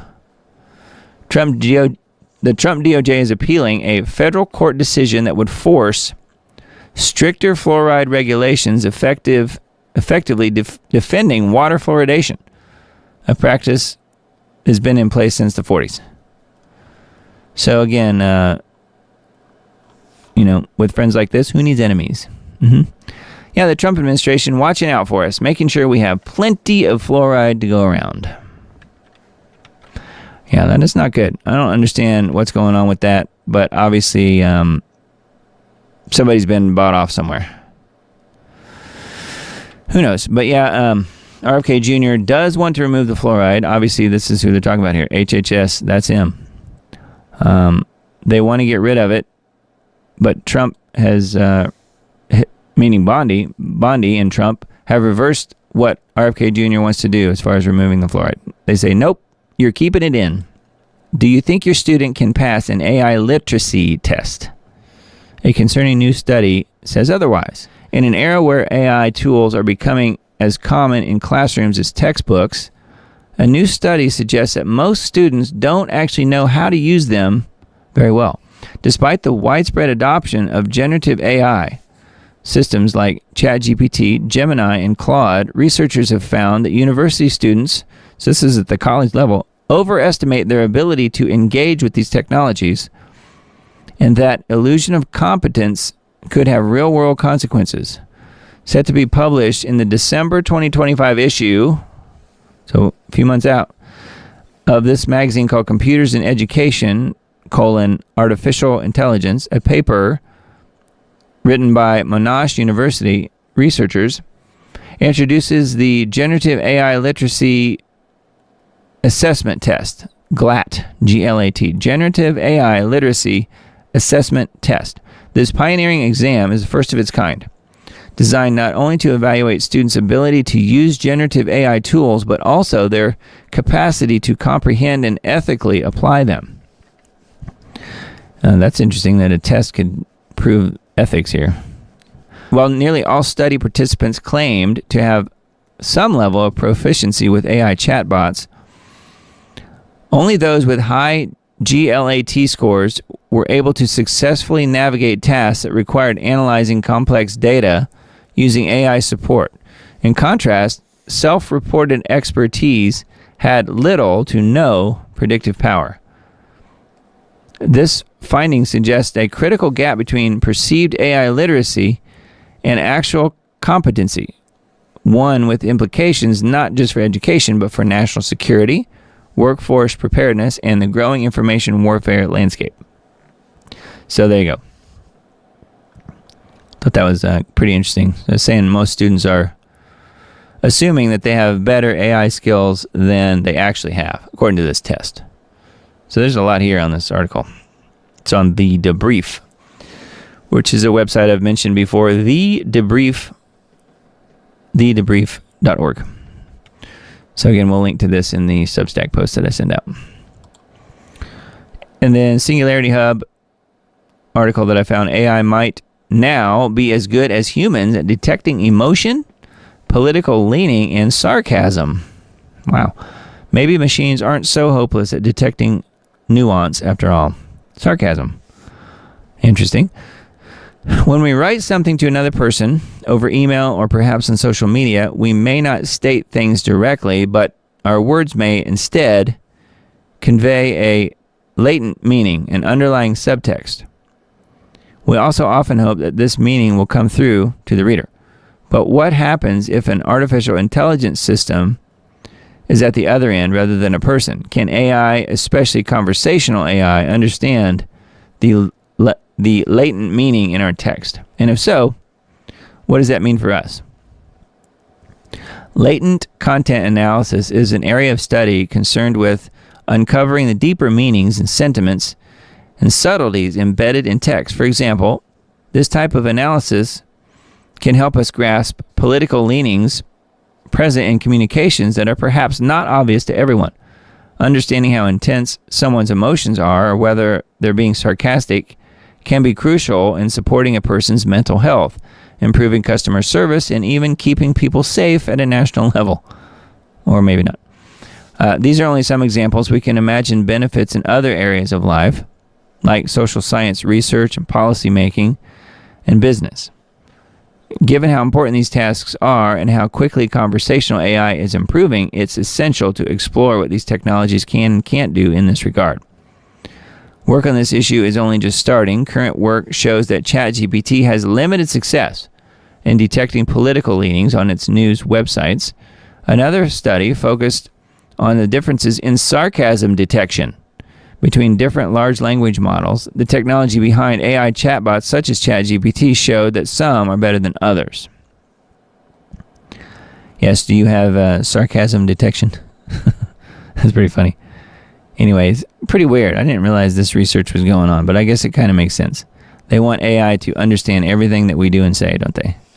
Even sarcasm and political leaning and emotion. They want to completely understand the human being, don't they? Anyway, that's why I brought that up. That's on Singularity Hub. Pretty interesting. Then this one from the Moscow Times. We don't care. Russian officials and media react to Trump's Ukraine war ultimatum. Russian officials and state media appeared dismissive of Trump's threat to impose major economic sanctions on Russia unless it ends its war in Ukraine within 50 days. You guys may have heard about this. While President Putin has yet to publicly respond to the statement. Yeah, he's going to do like Biden and the Democrats did. He just ignore it. It didn't happen. Speaking in the Oval Office on Monday alongside Secretary General of NATO, Mark Rutte, Trump said Washington would oppose very severe tariffs if we don't have a deal in 50 days. Tariffs at about 100%, noting that he was very, very unhappy with Putin for not doing more to seek peace. Yeah, he did say that. Kremlin spokesman Dmitry Peskov told reporters that the statement by Trump is a serious one. We certainly need time to analyze what was said, and if and when Putin deems it necessary, he will comment. One thing is clear for now. It seems that decisions made in Washington, in NATO countries, and directly in Brussels are not being seen by the Ukrainian side as a signal for peace, but rather as a signal to continue the war. Yes. It's another forever war. Commenting on Trump's remarks, Deputy Foreign Minister Rybakov said Moscow prefers diplomacy over confrontation, but added that any attempts to make demands, especially in the form of ultimatums, are unacceptable to us. So yes, Trump wants to impose tariffs at about 100% if there's no deal after 50 days. But guess what? The Russians don't care. They don't care. At least they don't publicly anyways. Thought that was kind of interesting. That's on the Moscow Times. And then Trump tells Zelensky not to attack Moscow. The statement follows a media report that the U.S. president has privately encouraged Kiev to step up long-range strikes deep into Russia. So this kind of proves that they do want the forever war, doesn't it? Trump said on Tuesday that he told Zelensky not to target Moscow with military strikes, which means go ahead and do it, I think. I think that's what that means. Financial Times reported on Tuesday that Trump had privately asked Zelensky whether he could hit Moscow and St. Petersburg if Washington supplied long-range weapons. Zelensky reportedly replied that he could. He could. He's an actor. He can't do anything. Asked by reporters whether Zelensky ought to fire missiles at Russia's capital, Trump replied, no, he shouldn't target Moscow. Oh, see, there it is. He says you shouldn't target Moscow, but he didn't say you shouldn't target St. Petersburg. Oh, my goodness. Anyways, it looks like they're going to get their forever war. That's what I keep coming back to. This is talking about the tariffs and the 50 days and all that stuff as well. So, I don't know. Not looking good. And then, for all you crazy conspiracy theorists out there, this one's for you. Area 51 in flames. Enormous fire breaks out by Area 51, sending UFO watchers into a frenzy. Pretty funny headlines. Massive fire broken out near the infamous Area 51, sending plumes of smoke into the sky and UFO enthusiasts into a panic. Yes, I mean, the UFOs could burn up. This was 5 days ago, though, so they probably had the fire under control. I'm just guessing. I don't know. Maybe they don't. A live stream camera set up on private land just outside the heavily guarded Groom Lake facility near Rachel, Nevada, captured eerie footage of smoke rising from deep within the classified base. The blaze was sparked by the Gothic fire. Well, isn't that a nice name? which has grown from 8,000 acres to 35,000 acres since starting on July 4th. It has been confirmed as a lightning-sparked wildfire. But that has not stopped speculation from spiraling online, with conspiracy theorists claiming everything from a crashed experimental craft to a cover-up gone wrong. Yeah, anyway. Area 51 has become a cultural phenomenon thanks to decades of conspiracy theories connecting the base to UFOs, aliens, and experimental aircraft testing, of course, which there is no possible evidence in it. It's always just been a total theory. There's no truth to any of it, according to what they're saying here, which is completely silly. Of course, there's some truth to some of it. Who knows how much, but pretty wild that there is a fire, though. I mean, I'm not really sure what there is to burn out there. But I'm looking to see if there's any update. There doesn't seem to be. Be interested to see if this fire is still burning. But yeah, so watch out. Aliens and UFOs who happen to be in Area 51, you might get burned up. So just be careful. Stay safe out there. InfoWars story, huge nightmare development. Trump doubles down on Epstein cover-up after saying he supported a new DOJ investigation earlier today. Well, this is from a few days ago now, but yeah, he keeps flip-flopping on this whole thing with Epstein. There's a video from AJ, huge nightmare development. Trump doubles down. I think he's like quintupled down at this point. But yeah, they're supposedly going to be releasing some of the grand jury stuff, so I don't know if that'll make any difference whatsoever, but pretty interesting. And then, let's see here. Here's a Substack I came across earlier I thought was kind of interesting. This is John Fleetwood, a guy you may have heard of before. Israel engineers mutant plague, puts its genes in a aromate that makes human cells produce virulence and immune evasion Black Death proteins. How about that? So Israeli scientists bioengineer new plague bacterium and use its genes to create an aromate that programs the body to make two plague proteins, one that boosts infection and one that blocks immune defense.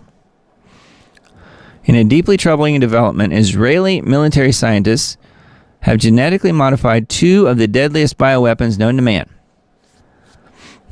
Yersinia pestis, the bacterium that causes pneumonic plague, and then used its altered genetic material to engineer a new aromate that programs human cells to manufacture plague proteins tied to virulence and immune system evasion. This follows the U.S. military's genetic engineering of plague DNA into E. coli using CRISPR. May have heard of it. A move detailed in a peer-reviewed study just weeks before the World Health Organization, World Homicide Organization, added the plague-caused Black Death to its official pandemic watch list, raising concerns over bioweapons development. So that's pretty wild. So the World Homicide Organization has added the Black Death to its pandemic watch list, and now they have engineered it as well as the over in Israel. So lovely, huh? Yeah, I just thought I would point that out. That is not good news. This is a Substack post by John Fleetwood, and looking to see the date of this. July 16th, so just a few days ago. Anyway, yeah, this is a good Substack to follow. It's one that I've been aware of for a while. He does really good work. John Fleetwood on Substack. So have a look at that. And then Armstrong Economics. Medvedev advises Putin start World War III before Trump's 50-day ultimatum. So this is something we were talking about just briefly earlier. Russia's former president, meaning Medvedev, tells Putin to strike U.S. now while he still can. So they don't want it to go the 50 days.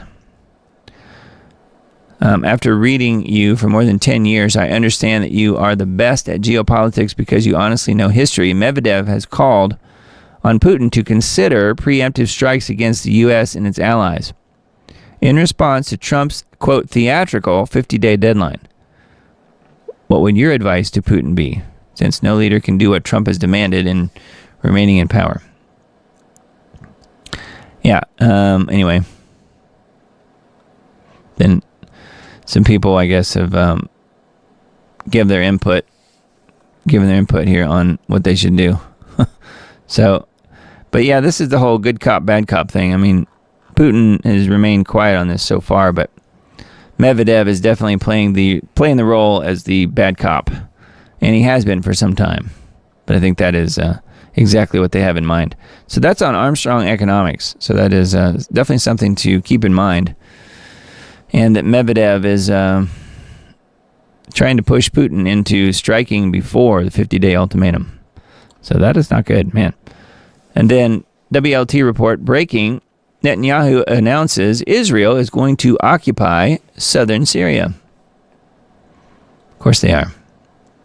I don't mean for this article to come across as anti-Israel, because it's not, but they sure do seem to love war. You don't say. After President Trump ended the Iran and Israel war, Israel has now set its sights on Syria. Oh, I don't think it's over, do you? Here's Netanyahu explaining how Israel will now invade and occupy Syria, because they just need to be at war with every single country over there. The thing I highlighted here was Owen Schroyer's quote. I thought this was really good. Netanyahu was in court today, so Israel started a massive bombing campaign in Syria and court was adjourned. There you go. That's all you need to know.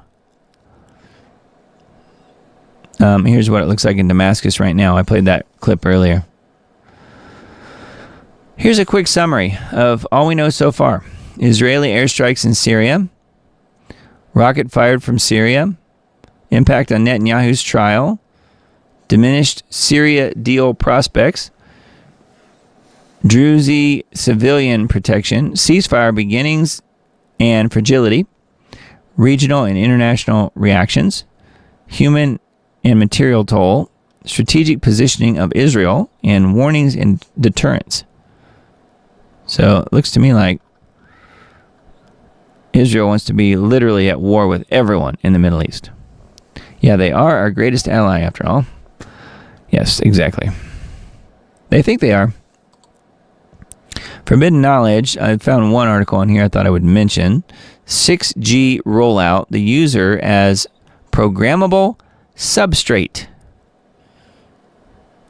University of Toronto professor is a British-Canadian computer scientist known as the godfather of AI for his work on artificial neural networks while working at the Google Brain Project between 2013 and 2023.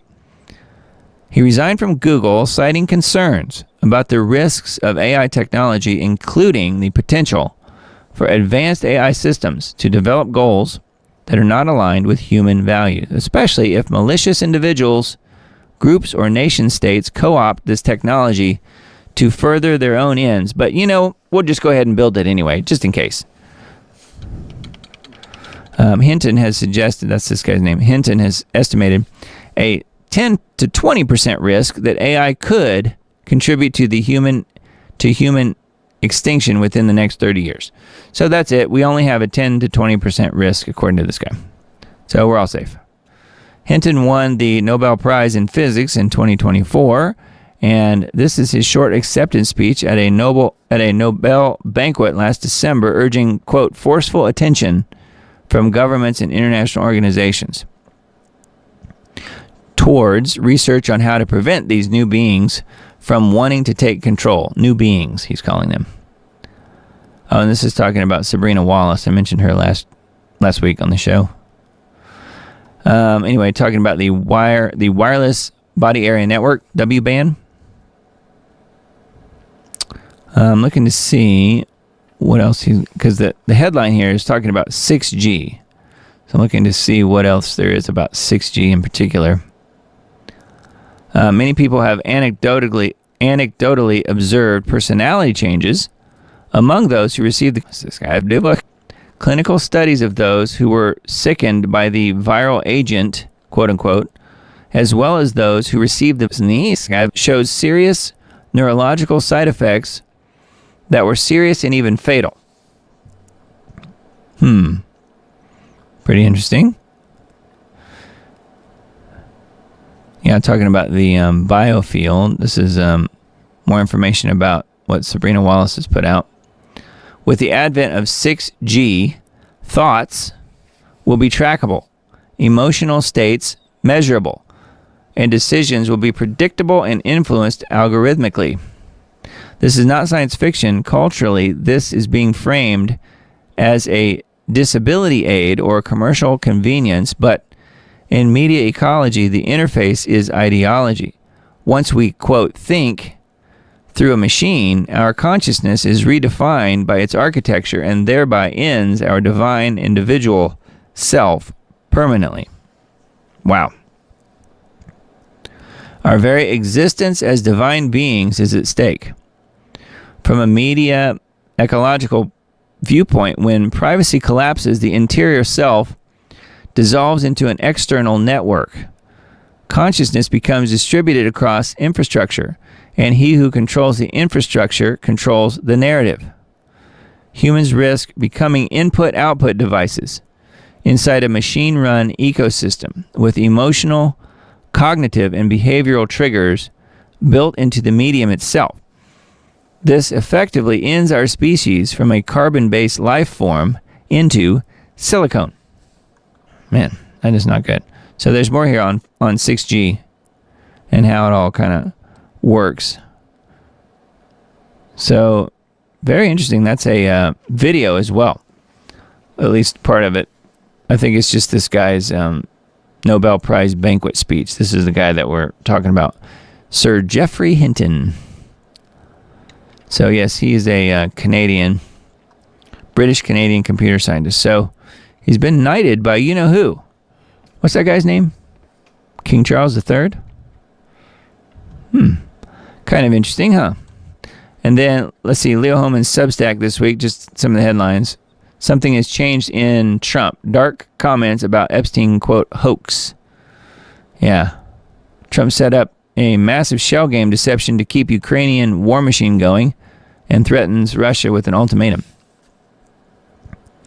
Yeah, well, I don't think the threat's going to work against Russia, do you? And then just a few naturalnews.com headlines. RFK Jr. saves America from insane WHO dictatorship authority set to impose worldwide lockdowns anytime they announce a staged pandemic. So we mentioned this a couple times tonight, including the video at the beginning. So this is good news. This is something, again, that we would not have gotten with a Kamala Harris administration, for sure. This is talking about James Roguski, who's a guy that I really respect. Follow him on Substack if you're not already. He puts out some really good information. We had him a time or two on Lost Arts Radio as an interview guest. So he's doing some really good work out there. RFK Jr. and Rubio announced the United States is officially rejecting the amendments to the World Homicide Organization's internal health regulations. So that's good news. That is something that can't really understate that. That's really good news. All right, and then FDA, though, is still corrupt. The Fraud and Death Administration is still corrupt as they reverse crucial ban on carcinogenic vape product illegally marketed to kids and teens. So, they do some good stuff, and then they turn around and do some really terrible stuff. So this is one of the terrible things. No, just because Trump is draining the swamp, don't assume the FDA is now doing things on the up and up. They're still just as corrupt as they've ever been. In fact, the Fraud and Death Administration has reversed its 2022 ban on Juul products, Juul, Juul products, once again authorizing the sale of the company's original tobacco and menthol e-cigs. So vaping. This decision reignites public concern as Juul has long been criticized for its role in promoting youth vaping and for the health risks associated with its products. So FDA reverses crucial ban on cancer-causing product as agency caves to protect profits over public safety. So bad news on that. So the Fraud and Death Administration has reversed what they have previously decided on the vaping issue with this particular product, Juuls. So that is bad news. And then wine press articles, there's a couple I pulled up here. Is Trump dying? White House confirms Donald Trump has chronic venous insufficiency after picture of swollen ankles goes viral. So here they are at something, and people were focusing in on his ankles, not the Diet Coke here, and his hand, which was bruised. Other pictures show bruises on his right hand as he tried to conceal with makeup. And the White House has officially announced that Trump has chronic venous insufficiency, CVI. You can see his ankles sort of bulging out of his shoes. Most people in the comments on that video, and many others like it, didn't really care, but demanded that the Epstein files be released. So yes, maybe it's because he's eaten too many French fries. I don't know. No, I mean, who knows? The guy's under a ton of stress, so it's hard to say. His ankles aren't swollen here, though. Look, I've seen some people online on Substack suggest that maybe it's another victim. I suppose it's possible, but I seriously doubt that Trump actually got a single one of them. He says he did in 2020, but we never saw him do it. And if he did do it as a publicity stunt, are we able to be that daft to believe that he actually received the real thing? The fact remains that Trump is not doing well and cannot be hidden anymore. The propagandists at Conservative Inc. media did their best to try and frame Trump as this fit guy. The cartoonists always draw him trim and fit, and the White House medical reports always read like some manufactured nonsense. Trump is the healthiest president ever, we are told. Right. Just like Joe Biden was the sharpest attack. Yeah, I don't think he's necessarily a picture of health here. So that's some of the other stuff that happened this week as far as, this coming out about his health, the bruises and the swollen ankles. So, I don't know. Something to keep an eye on. He's like almost 80 though too, so all kinds of stuff happens when you get to that age, right? Trump's One Big Beautiful Bill greatly expands biometric surveillance, funds DHS's end-to-end biometric travel, and autonomous surveillance towers. So that is all bad news. The $165 billion in funding will help DHS and our brave law enforcement officers further deliver on President Trump's mandate to arrest and deport criminal illegals and make America safe again, which, that's the good side of it. There's always a benevolent side, but then, of course, there's always the dark side that they don't ever tell you about. Susan says, age and stress have a way of aging a body. This I know firsthand. Yes, I know, yes. I know you're exactly right. And you can imagine the amount of stress that Trump is under, but still. It doesn't seem like he had the swollen ankles all that long ago, and now he does. So there might be something else going on. Anyway, this is information here on Wine Press's Substack, talking about the expanding of the biometric surveillance across the board here. Though not revealed by mainstream or alternative media, biometric update highlights how the 940-page BBB, Big Beautiful Bill, allocates hundreds of billions of dollars in immigration-related funding for fiscal year 2025 alone, which is by far the largest such allocation in U.S. history and represents a dramatic technology build-out. So once again, Trump is the technocracy president, isn't he? In this case, it's being couched as, we have to do this to get rid of the illegals. But it sounds a bit like the Patriot Act, doesn't it? After 9/11 happened. So, there are pluses, but there's way more downside here than pluses. So that is a Substack post on the Wine Press. The Wine Press. It's a good Substack. And then a few Gateway Pundit articles tonight. Breaking texts and emails indicate Hillary campaign directly coordinated with Obama White House to launch the Trump-Russia hoax. As Trump calls it, Russia, Russia, Russia. The Hillary Clinton campaign was directly coordinated with the Obama White House to launch the Trump-Russia hoax in July 2016. Hillary unleashed hell on this country when she hatched the Trump-Russia collusion plot in 2016 to distract from her email scandal. Hillary used a bogus dossier and conspired with foreigners and the FBI to spy on Trump's 2016 campaign and presidency, and oh, by the way, he still won. Didn't matter. But then again, it's fine when she does it. She's above the law, and she's a Democrat. She can do anything she wants, and certainly has, clear up to this point, and will probably never be held accountable. It says on Friday, Gabbard declassified a December 2016 presidential briefing revealing Barack Obama knew the Trump-Russia collusion narrative was a hoax. He knew it because they literally came up with it. That's how they knew it.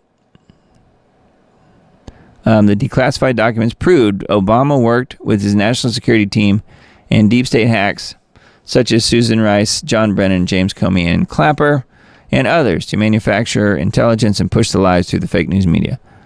Yes, but it doesn't matter. Again, they can do it. It's totally fine if they do just because they're above the law. I would love to be proven wrong here, but they keep letting people do these things, and then there's no accountability. So this is a plus if you happen to vote. If you happen to have voted for Trump, this is a plus. You could put this in the wins column, I guess. Ellen DeGeneres confirms she has left the U.S. permanently because of Trump's election. So along with Rosie O'Donnell, I guess. Ellen DeGeneres has confirmed that she has left the United States permanently, moved to Cotswolds with her wife, has no intention of returning.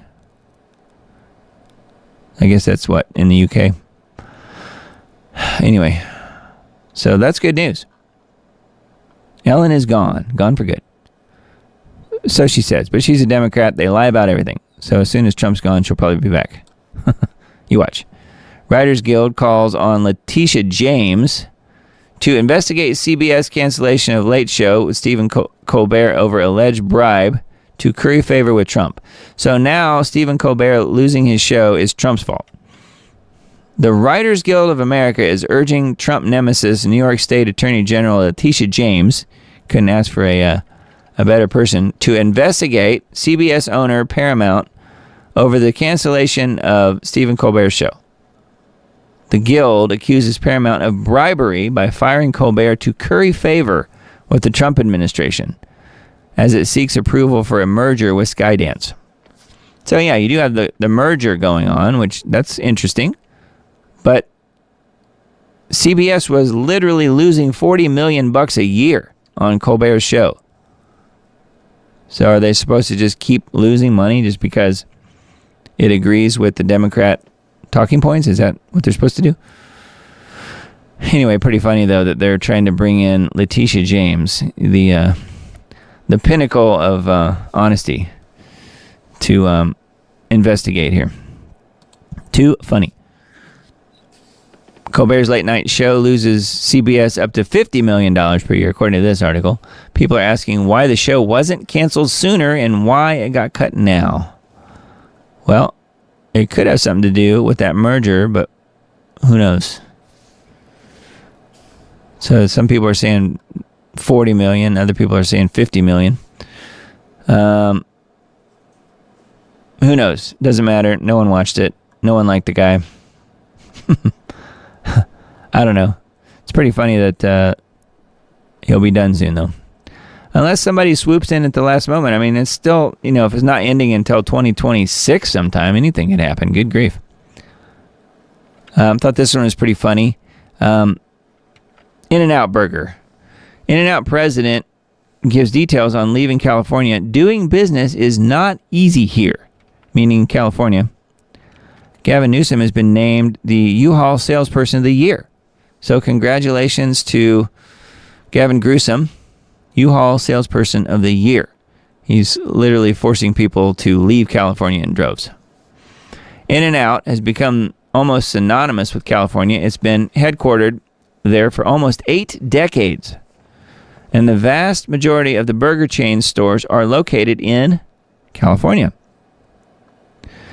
But times are changing, and after some public conflict with Governor Gavin Newsom, the company announced earlier this year that it will be moving its headquarters to Tennessee, despite not having a single location east of Texas. I bet that will quickly change, though, don't you?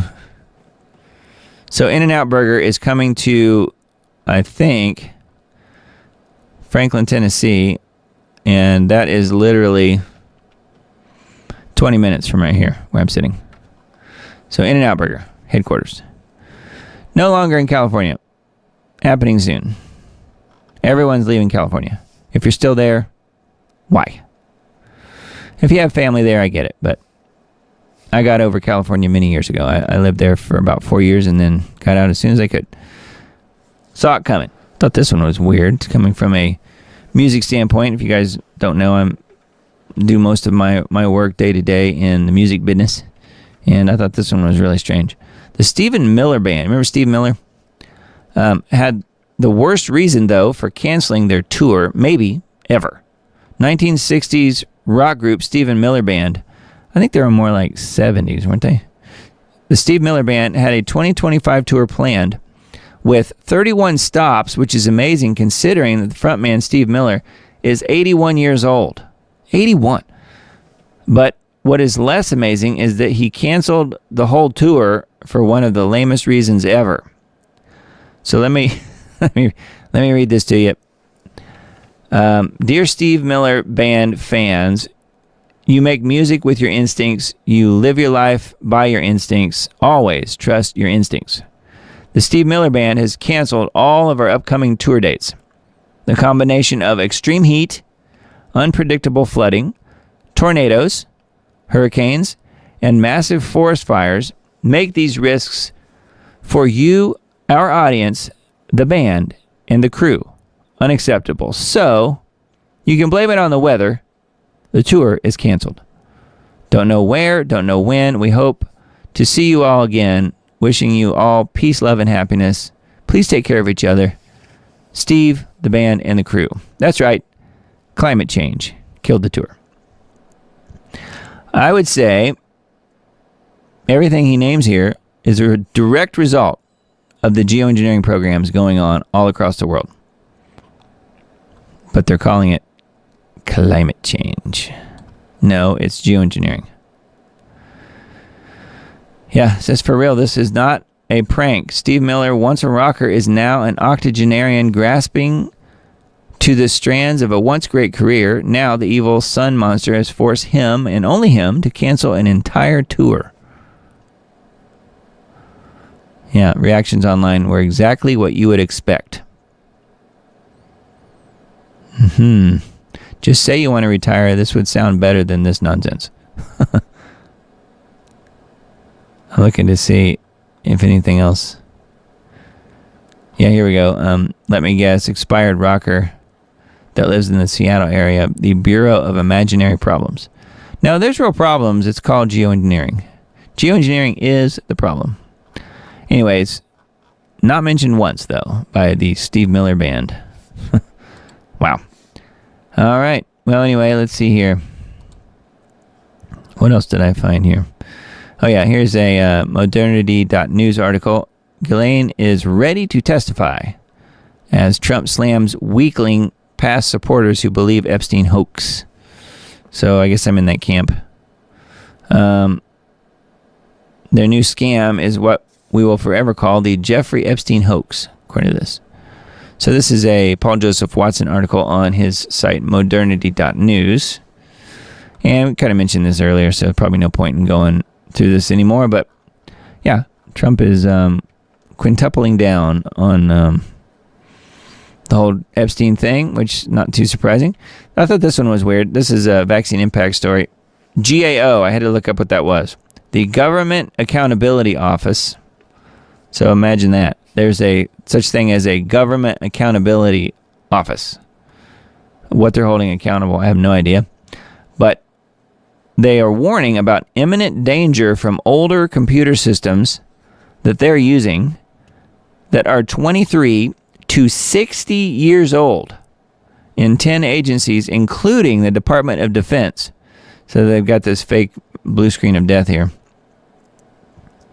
A report from the Government Accountability Office yesterday stated that 11 legacy IT systems at a total of 10 agencies, including 2 at the Department of Treasury and 1 at the EPA and the Departments of Interior, Transportation, Homeland Security, HHS, Defense, Commerce, and Agriculture, all these different departments, had to immediately be replaced because these computer network systems were between 23 years old at the Interior Department and 60 years old at the Defense Department. Are you kidding me? And yet the federal government, through many of these same agencies, is spending billions of dollars on developing AI. Yeah. 60-year-old computer system. 60. How is that even possible? What would even have been around? I mean, wasn't that the old punch cards 60 years ago?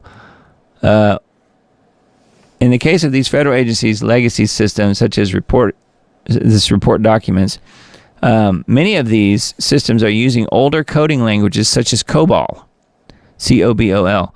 There are very few coders using these old languages anymore. Yeah, I think they're pretty much all dead at this point. It's just, that's how old they are.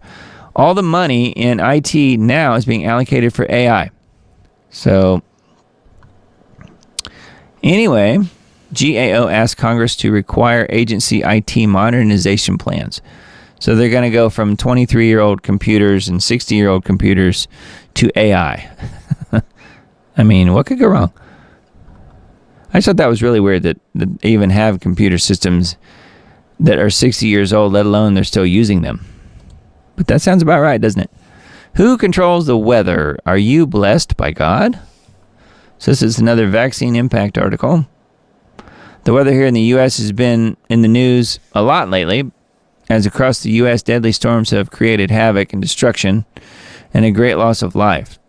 In the corporate left media, man is blamed for climate change, which they claim is the cause of this bad weather, and in the alternative media, the globalists are blamed for geoengineering and weaponizing weather, also blaming man for bad weather. What does God say about the weather? This is what he said to Job in the book of Job in the Old Testament. Then the Lord answered Job out of the storm.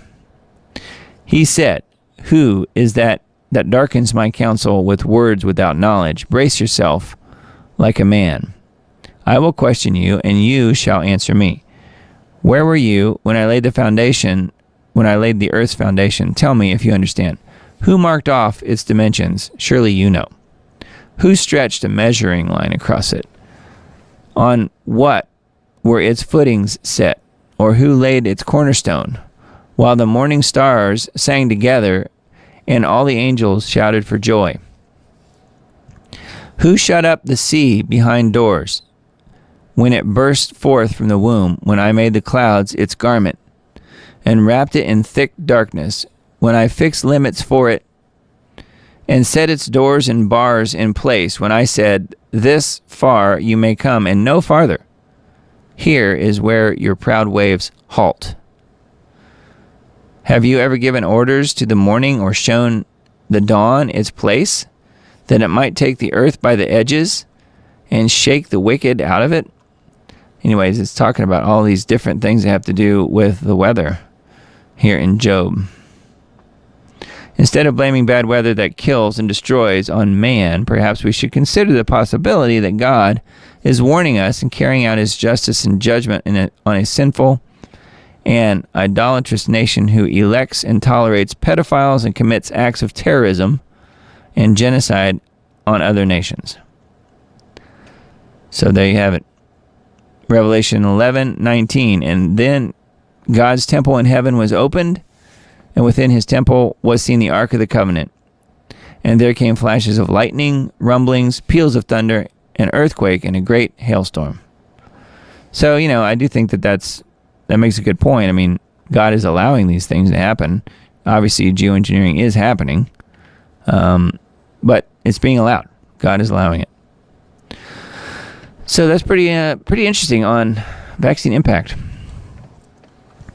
And then one more from this site. Trump continues to throw gasoline on the Epstein bonfire by attacking his own supporters, which we've mentioned multiple times here, but here they are sharing a fondly embrace here. So no point in going back through this, but this is another further article and information on vaccine impact. A couple articles on Israel 365 I thought I would just mention. From tension to triumph, a U.S.-led pledge to honor Israel's covenant. Israel's covenant. What is that? Well, the current version of Israel, I think their covenant would be with Satan, wouldn't you? But this is actually a article on Huckabee, which we mentioned earlier tonight. And we'll link to this article in the Substack post. Probably no point in going through it tonight. It's getting kind of late. But there's that one. And then this one as well. Why are people anti-Semitic from a Christian perspective? And you are indeed anti-Semitic when you disagree with anything Israel does. If you do, then that makes you, quote, anti-Semitic. So there you go. I just thought that was funny because it's kind of ridiculous. The whole idea is just ridiculous, but whatever. If they want to call people names, I guess they can do that. Geoengineering Watch Global Alert News for yesterday, the 19th. 30 million Americans at risk as monster storm shifts path in new spaghetti models. Spaghetti models. More slow-moving storms move across a flood-weary East Coast. When will the rain end? Dry weather, worsening drought persists in the West. Out-of-control wildfires burning across the West. Constant deadly deluges, devastating droughts, and unstoppable firestorms are all hallmark harbingers of climate engineering operations. How much more can the planet endure before total collapse? So this one is the newest Global Alert News, engineering flash floods and firestorms. So yeah, I talked to Dane yesterday, I think it was, and he mentioned that he does have a fire out near him still. And he said they could have put it out the very first day, and they let it burn. And it's getting more and more out of control. I think at this point he is still safe, but definitely keep him on your prayer list if you don't mind. I know he could use it for sure. Keep his home safe. And then I thought this one was weird. I'll just play this and kind of vamp over it here, talk about it. This is robot that just painted a King Charles portrait. And you remember the last King Charles portrait, don't you? The one in all red, where he looks super evil. Well, this is the new one. Ada. That's the name of the robot that painted the portrait. You can see it there. Again, he's looking very evil. The striking painted portrait was unveiled at a reception in Geneva. So a robot painted this portrait of the soon-to-be Antichrist. So how does that make you feel? I think it's pretty silly. But actually, the robot's painting doesn't look quite as evil as the human's painting, in my opinion. So yeah, pretty weird. Also painted a portrait here of the Queen as well. It still looks evil, but there it is, painting it with a computer paintbrush. So, anyways, I don't know. The world's just a crazy place, isn't it? So this is the wacky robot that painted the soon-to-be AC's portrait. So yes, I don't know, whatever. And then let's just take a brief look here at some of my posts on X. We had talked about this one earlier. Played that for you guys. Pretty good meme. Don't sit too close to the TV; it'll hurt your eyes. I remember hearing that as a kid. Do you guys remember that? Well, 40 years later, they're literally strapping the TV directly on your face, an inch away from your eyes. Pretty funny. Yeah, and then this is Owen Schroyer post here on the firing of Maureen Comey, who I mentioned earlier. I'm calling her the fixer. She's like a mafia character or something.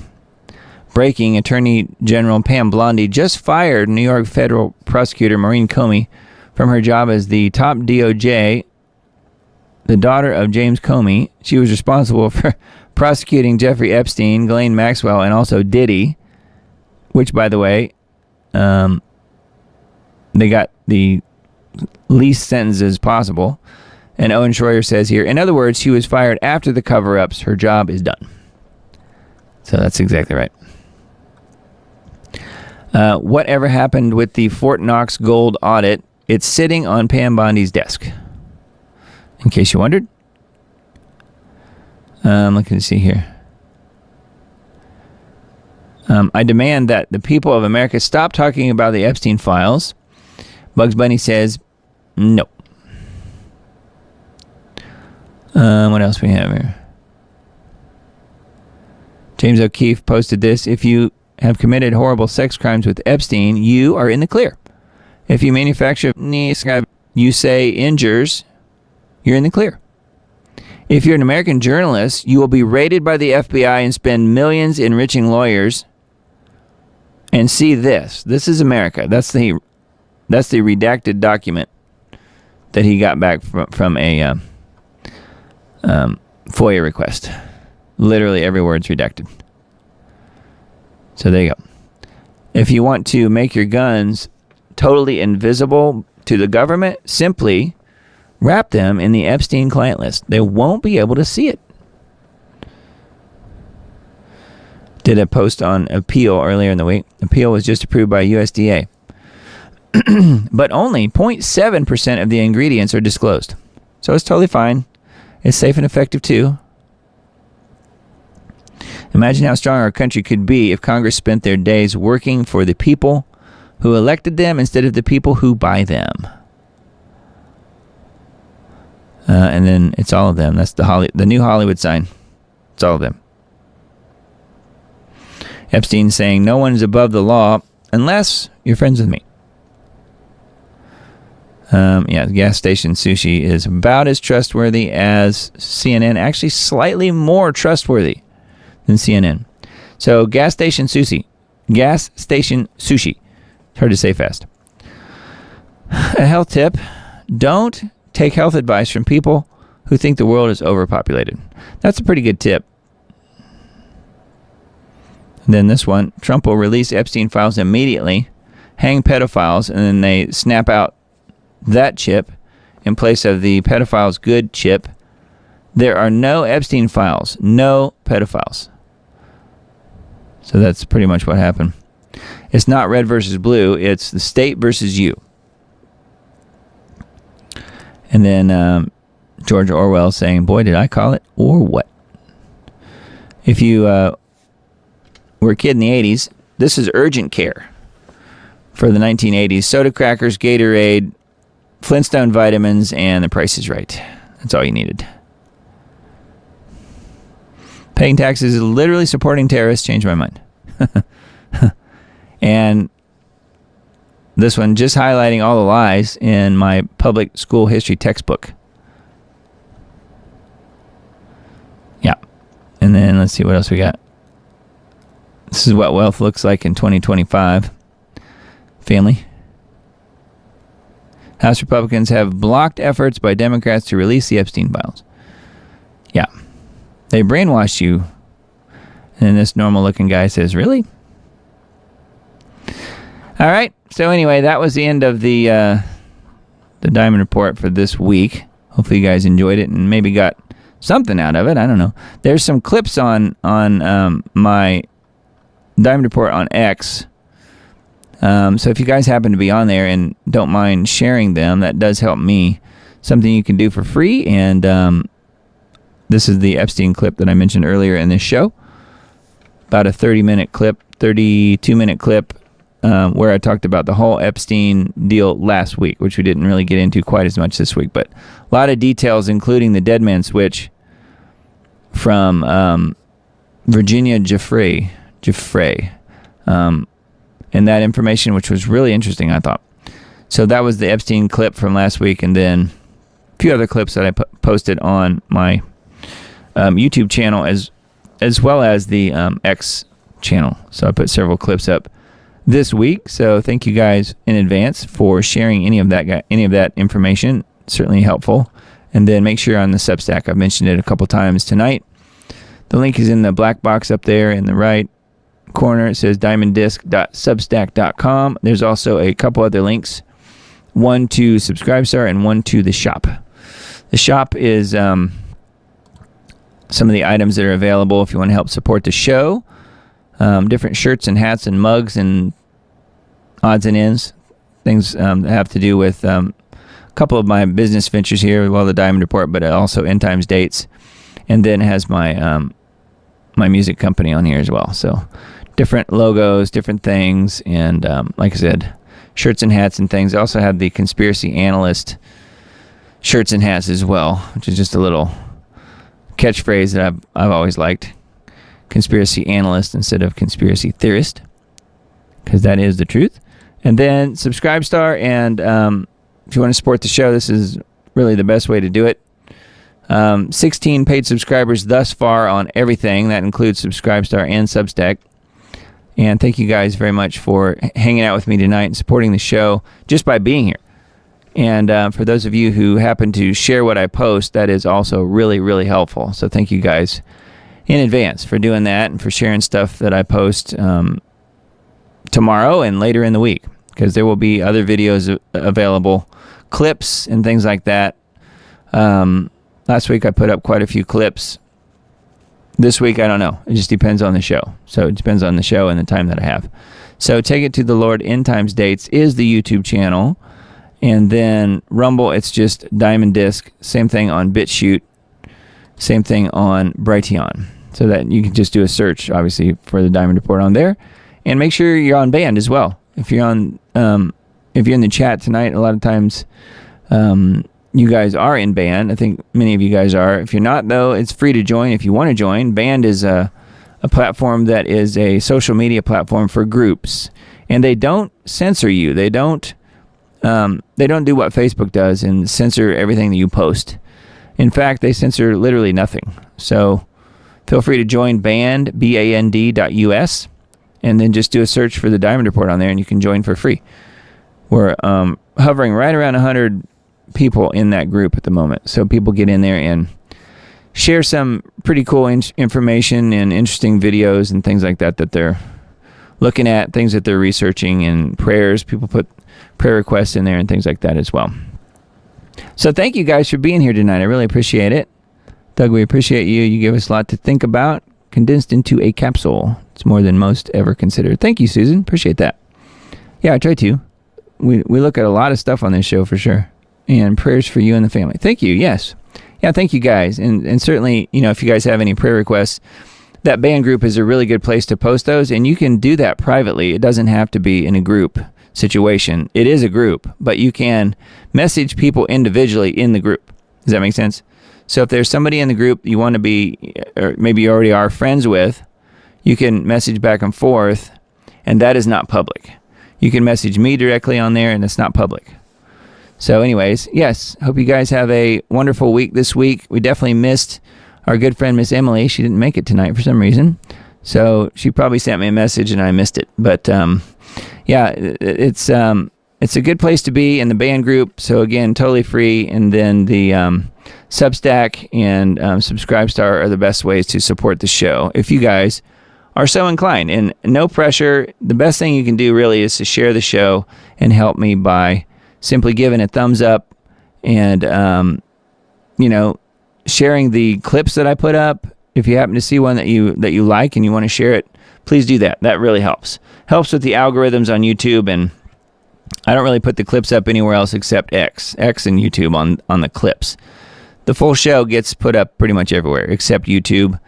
And then I go in and edit out the niece guy talk so I don't get tagged for medical misinformation. And then this full show will end up being back on YouTube at some point, hopefully by Tuesday. We'll see how it goes. Thank you guys for being here tonight. I really appreciate your support and your prayers in advance for me and my family and the show. And certainly let me know if you guys have any prayer requests as well. I will certainly honor that. And yes, have a great week. Hope it's a blessed one. Hope we stay out of World War III. That would be ideal. And we'll see what happens in the more unfolding insanity as we progress through this week. The next Diamond Report Live will be when? The 27th. So it'll be the last show of July, the 27th, at 10 p.m. Central. We will do it again then, and I will see you guys at that point. So stay tuned. We've got one more short video here about Gavin Gruesome.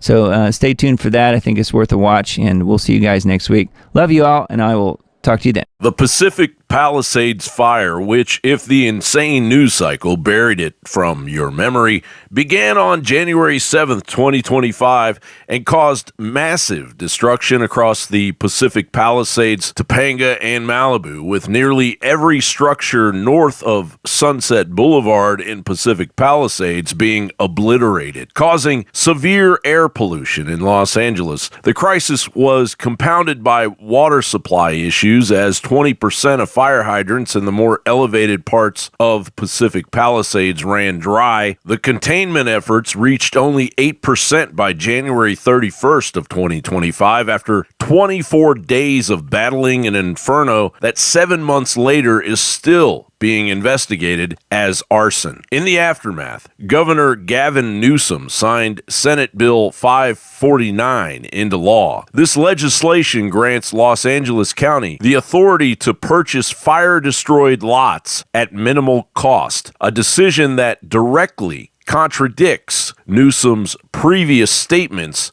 to homeowners that government-driven property conversions would not occur. I was just talking to Josh Green, the governor down in Hawaii, who had some ideas around some land use concerns he has around speculators coming in, buying up properties, and the like. So we're already working with our legal teams to move those things forward, and we'll be presenting those in a matter of days, not just weeks. The bill mandates that from January 2026, 40% of the housing in affected areas must be affordable, and it establishes a, quote, resilient rebuilding authority, end quote, that overrides local community decisions on rebuilding efforts. This strips away local control, likely displacing original homeowners who don't fall under the criteria of Section 8 recipients, and enables rezoning without their input. The people that are in charge of this bill, they're the people in charge of letting the whole town burn down, okay? You can say whatever you want, but all their decisions, all their negligence, all that, that's why we have no town in the Palisades.